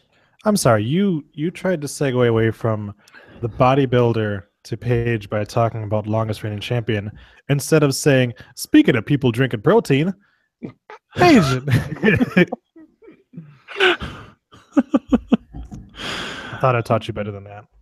Well, you know, you can't win them all. Anyways, good for Paige, I guess. I still would like to see her back in WWE because I enjoy watching her in the ring. And I enjoy watching the videos that I have saved on my phone of her. So I for one am cool with it. You know, a lot of times, I mean, we've talked to death about the situation between her and Del Taco. It's not going to get any better. It's probably going to get worse before it gets before either she's dead or they finally do break up. But yeah, it'd be nice if somebody please help that poor girl out. Absolutely. She was one of my favorite wrestlers, but I don't really see her coming back on TV until her contract is up and they just release her. So that sucks. All right. Nikki Bella does not feel that Total Divas gets the credit it deserves for helping to cultivate and grow the female WWE fan demographic, saying, quote, absolutely not. I don't think it does at all. As she was making an appearance for the Make-A-Wish Foundation, where other WWE superstars surprised several families. She also said, I think Total Divas helped start the women's revolution. Total Divas made more women started coming to our show. Like, quote, I gotta check this out. I remember when Brie was fighting Stephanie McMahon, so many women showed up because they were like, I can't even believe she's fighting her boss. Oh my gosh. It was crazy for them to even imagine. Like, she's gonna hit her? Like, this is nuts. And so I think Total Divas has done so much for women's wrestling. It was the first time that we got an hour of TV to ourselves to really showcase what women do. It happened so quickly and so fast. I want to say that when seasons 1 and 2 came out, both of which were lucky that they had 16 episodes each, after that season 2, bam, everyone wanted to know Natalya, Brie Bella, Naomi, Ariane. Everyone was like, who are these girls? And when we go to events, they would be like women's wrestlers who weren't on the show and were getting more TV time than us. And the fans wouldn't care about them. They would be like, I want to see those Total Divas girls. Can you bring them back? Why does Nikki think Total Divas doesn't get its due? Her answer to that revealed this is a bit of a sore spot for her. What is unfortunate is that when Total Divas was succeeding and we became a hit reality show, they let people with a mic in the ring just bash it and us. Total Divas never got a response, so with the fans, it began to give Total Divas a bad name. Oh, they're just reality stars. Actually, while the girls who aren't on the reality show are just wrestling, us girls on the reality show are wrestling, are filming, are never sleeping, are going to appearances, making sure the world knows how amazing women wrestlers are. So I don't feel Total Divas gets enough credit because the world's reality show have ruined it for people. I think certain people also characters for the company have ruined it as well out of pure jealousy. I will admit that. Troy, do you feel that Total Divas was really the start of the women's revolution? Do you happen to know what the ratings were in 2013 when Total Divas came on the air? I don't, but this is some amazing show prep. Go ahead. On average, the ratings for 2013 when Total Divas came on the air for Raw, 3.01. Now, can you happen to tell me what the current average for 2017 is? Well, it's definitely down, but I think the more compelling argument would be 2.12. The ratings of the women's matches and segments. I don't know how to quickly find that information. But here's the thing. The Bellas were the issue.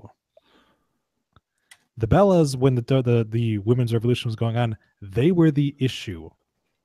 They were the thing that all of the male fans pointed to as, these bitches can't wrestle. Give me the people who can actually wrestle. Nikki and that's when. Now she can. after 4 years of being pushed more to the spotlight and actually doing the work, yeah, now she can press a little bit better. But the fans weren't clamoring for the Bella twins. They were clamoring for Sasha Banks and Charlotte and Becky and Bayley and Paige. Excuse me. When Brie was fighting Stephanie, the fans were like, oh my God, is she going to hit her boss? No, they weren't. Yeah, that's not a thing. And I feel like you put that story in there just to be a troll. Okay, Nikki Bella is a fucking moron. That's not nice, Sal. I don't give a shit. Nikki Bella saying that she was jump started the women's revolution is like Stephanie McMahon saying she jump started the revolution. Exactly. That's not what happens. Everyone knows what happens. Stephanie McMahon was the first powerful female character on WWE television.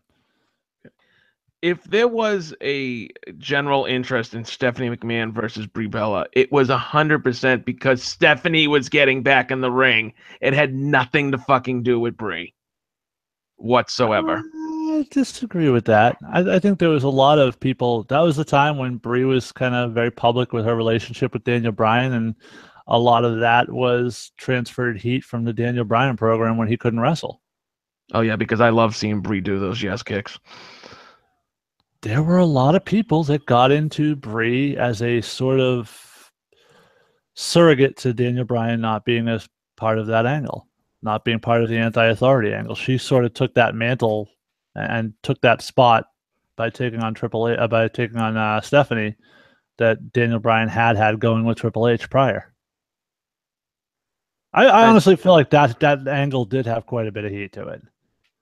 I feel like you could have put any of the women in that angle with Stephanie, and it would have been fine. I don't think it would have. I think you had Stephanie and Triple H trying to ruin her husband's life. There was a personal there was something that people could relate to and other women could understand, and she's protecting her man and her family, and I think I disagree with you on that. I'm not a fan of Brie in the ring, don't get me wrong, but that storyline I think definitely had heat behind it. We're getting a little off topic here because the key here is her saying that the Total Divas jump started the women's the women's revolution, when obviously we know that's not only not true, but also they were the thing taking away from the women's revolution, because the Total Divas storylines that were put on TV, those things where they acted like the stuff that we just saw on TV was currently happening and not filmed 6 months ago, that was the shit we hated the most. Right. That was the shit where the majority of your fans were pissed off. Yeah, you're going to have a small section of them, of the people who are just watching because they've watched Total Divas, who are like, oh, I love these people. But they're not the ones that are, it was about getting everybody involved in the thing, and not just a small little percentage of the crowd, but getting the entire crowd to cheer for Sasha Banks and ask for her and things like that. See, this is where there's a sort of disconnect here.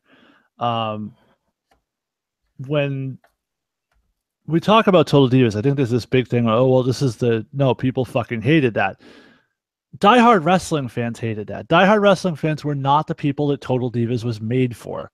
Total Divas was made for the casual reality show crowd to bring them into the product, and it did serve that purpose. I know several people who have told me, I don't watch wrestling that much, but I watched that show and I started watching the wrestling to see what those girls were actually doing. Again, people keep going to it and saying, oh, well, blah, blah. It's not made for you.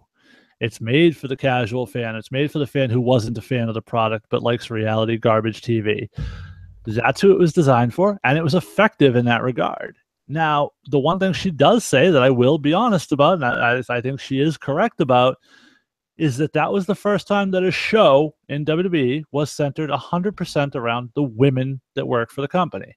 For better or worse, that's exposure. That's opening up a new avenue for these female performers that they didn't have before.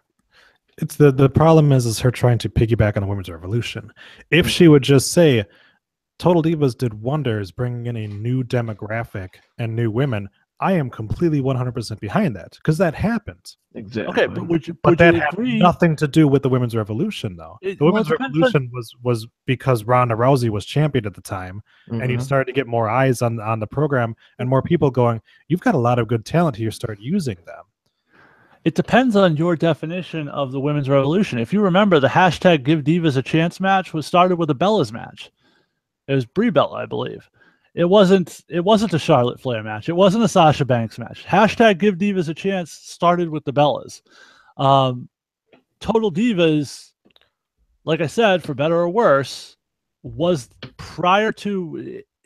I'm not sitting here and saying they were the sole driving force behind the women's revolution, but before the NXT girls were on the main roster and exposed to all the eyes that they ended up being exposed to, they had the NXT subset, no doubt about it. The NXT fans were totally into that. We're talking about a different group of fans. The main roster, the casual fans, the people who don't give a shit about NXT, and you can tell because they don't rally behind some of the guys that come up to NXT from NXT. For those people, Total Divas was the first time women were put front and center in this company. I'm not saying it was the driving force, but it may have been the first blow. No pun intended. For everything that people criticize her for, I feel that AJ Lee did a lot in regards to give divas a chance, whether it was her speech at the Slammies, where she was talking about people who they needed to focus on, all the talent that the division had, or whether it was her calling out Stephanie McMahon, I believe, on Twitter, right around maybe around the same time all that was going on, when Stephanie went on some type of award show and was talking about the importance of women, and AJ said, was talking about, well, then give your women a chance to give them equal time on the show and don't limit them to 4-minute matches. Yeah, I'm not going to argue any of that. That's all correct. And like I said, I'm not saying it was the key factor. I'm just saying it was a factor. And to totally dismiss it, a big part of any revolution is mass acceptance. And when you put in a public forum like a national television show your women front and center as the main characters, which is something that had never happened with a WWE product before, that's a big building block upon which things came from there. We all know that Triple H started the women's revolution. All right, moving on. Lastly, according to a report at pwinsider.com, we talked about this a little earlier, Low Ki is now gone from Global Force Wrestling, having decided to leave the company sometime during the week's TV tapings. It is unclear exactly what the reasons are, but the two prevailing reasons are either it was a financial dispute or a discontent with the creative direction of his character. The only certainty is that Low Ki asked for his release rather than being let go, and GFW sources are indicating that his departure was amicable. Now, this is like the third or fourth time he's come back and left this company. But this one was particularly interesting only because he was the guy who was lined for a shot against Alberto before Alberto got stripped of the title, and then he kind of got pushed to the back because, spoiler alert, Eli Drake won the match tonight. He is the new GFW heavyweight champion, and looks like he's being spun off into a program with Johnny Impact. So, Low Ki was getting pushed to the side creatively, and my guess is that's probably more of where the issue came from. Low Ki's a piece of shit. Okay. All right, so that brings us to the local indie wrestling promotions. Jason, what's going on at Atlantic Pro Wrestling? Well, this coming Saturday at Atlantic Pro Wrestling, we are going to be putting on a show. It is Saturday night. It is going to be, hold on one second, let me pull up all the details so I can give you the 100% real deal. It's at the Boys and Girls Club of Lower Merrimack Valley, and it is featuring a main event. The Juggernaut, John Poe, the APW Heavyweight Champion, going to team up with the Kingpin, Brian Malonis, as they take on the Picture Perfect family with Uncle Eddie. The APW New England Championship going to be defended as Xavier Bell takes on Buddy Romano. APW Tag Team Championship on the line as the Tenacious 2 are going to, the concept, Johnny Torres and Scotty Wilde are going to take on the Main State Posse. It was our last event when the Tenacious 2 won a tournament, but they received a bye, and Main State Posse lost the finals after wrestling 3 matches, and Tenacious 2, of course, fresh, getting a bye right to the finals. This time, they're both going to be fresh, ready to go, one in a straight-up tag team match, and we'll see who walks away with the titles that night. Perhaps the biggest match for me that I'm looking most forward to seeing, the APW Women's Championship going to be on the line as Vanity Vixen is going to defend against Adira, who will be accompanied by Uncle Eddie and the returning Belmont, and it is a thrill for APW fans and officials alike to have Belmont back in the fold. We're also going to have the Hampton Beach Bad Boy Hunter Ward and the Dynasty Bo Douglas teaming up against the Canadian legend Matt Loudon and a mystery partner, Cousin Larry, going to take on Setherin. The unequaled one, Todd Sopel, also going to be in action against Channing Thomas. Tickets for the events are $12 at the door. Advanced tickets, $12 each at the door. Advanced tickets are $10. Reserved front row seats, $15. And the reserved front row seat also receives early admission. Tickets are available at the door or at atlanticprowrestling.com/products. Doors open at 6 p.m. with a 6:30 p.m. bell time. Great venue, great card, and looking forward to seeing all the great APW fans back in Salisbury this Saturday.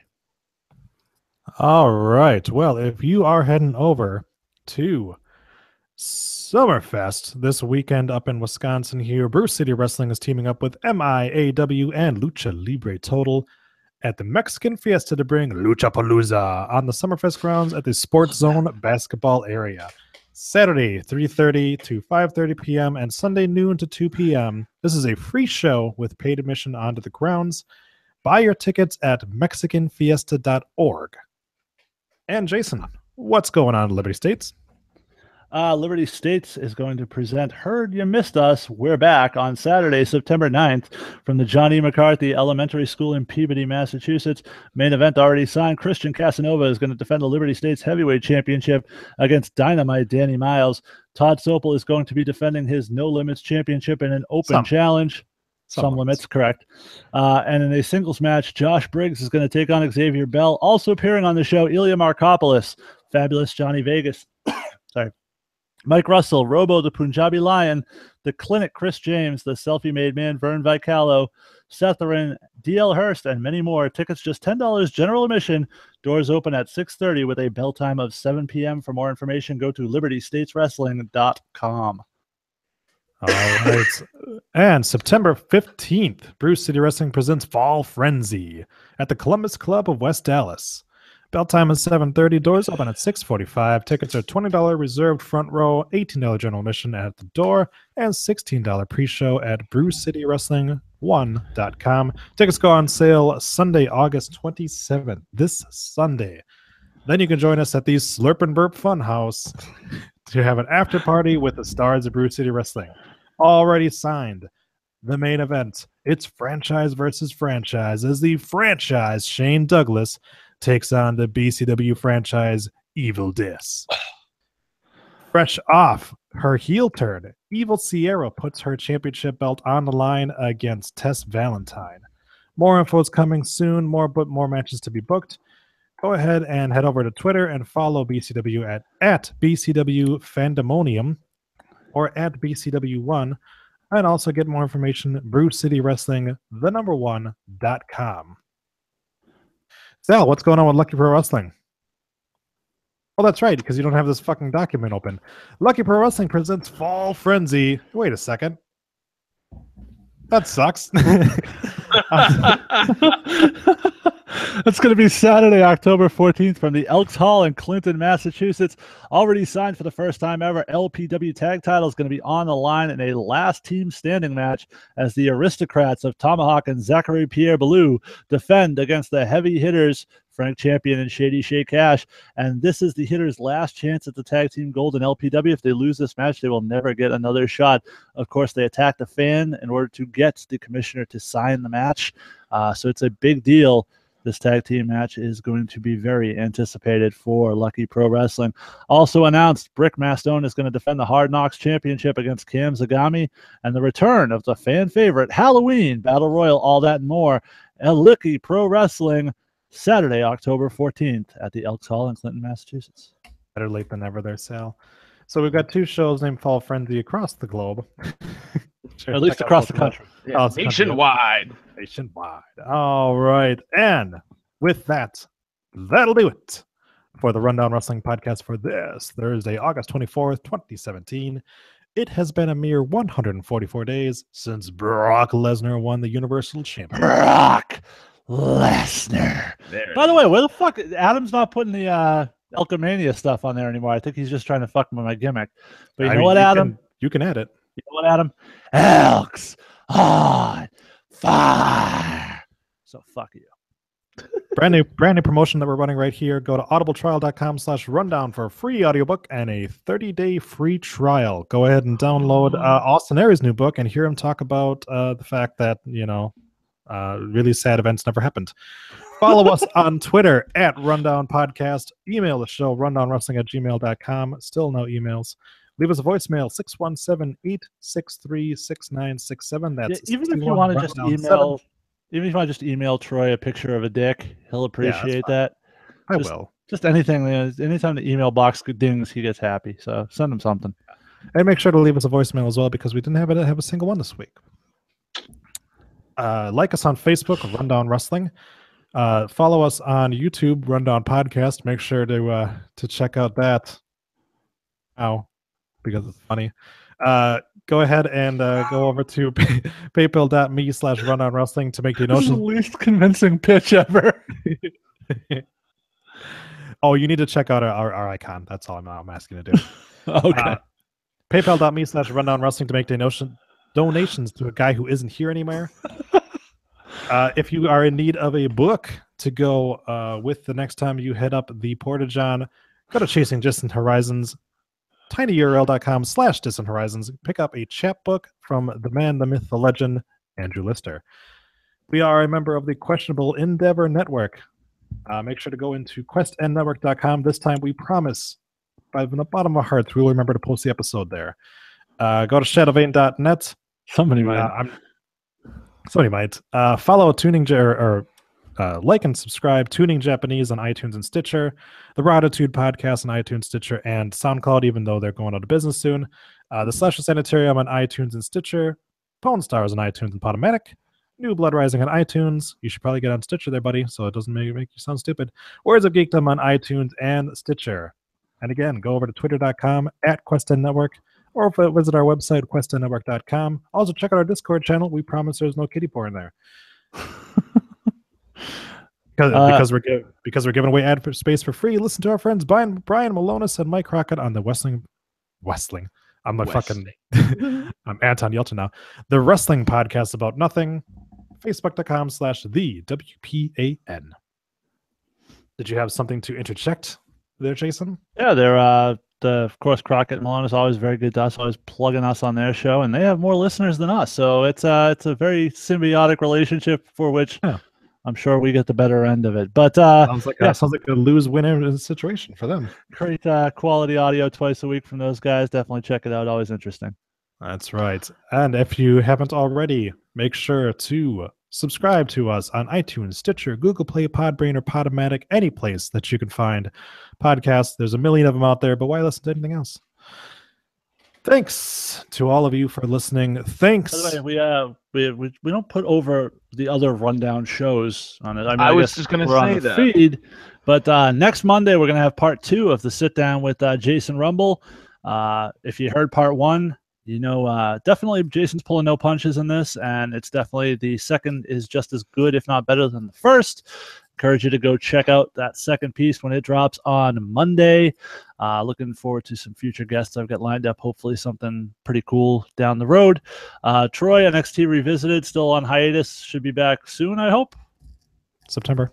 All right, September it is. And next week, I believe, is the first more than 15-minute long episode of Nitromania as they review Halloween Havoc and the monster truck experiment between Hulk Hogan and the Giant. Man versus man. Monster truck versus monster truck. Yes, I believe he's joined. Adam is joined by Henry Hugepex, the suplex throwing human duplex, for that very special recap episode. Yes, the newly married Henry Hugepex and the suplex throwing human duplex. So congratulations to him and Henrietta, the human suplex throwing duplex. You just called the dude's wife a duplex. That's not exactly. She's a thick woman.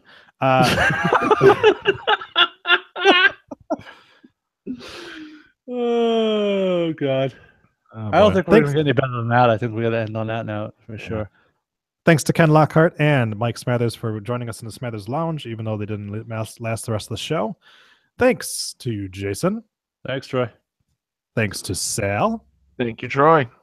Thanks to Ray Williams for the logo, and for Jason for our brand new awesome theme song. Next week, same channel, same time, same place. Probably not the same hosts because Sal's probably not going to be here next week. Or will he? Or will Make sure to watch all the wrestling you can to make sure you know exactly what we're talking about. Well, if not, we'll fill you in. Yeah. Like Paige. And on that note, we'll see you next Thursday. Bye-bye. Later.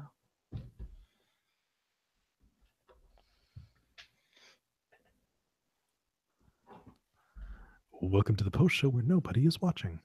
Do we really have nobody on? No. Okay. Well, we could probably just shut it off then. Yeah. I don't know if it's the format or if it's no Adam.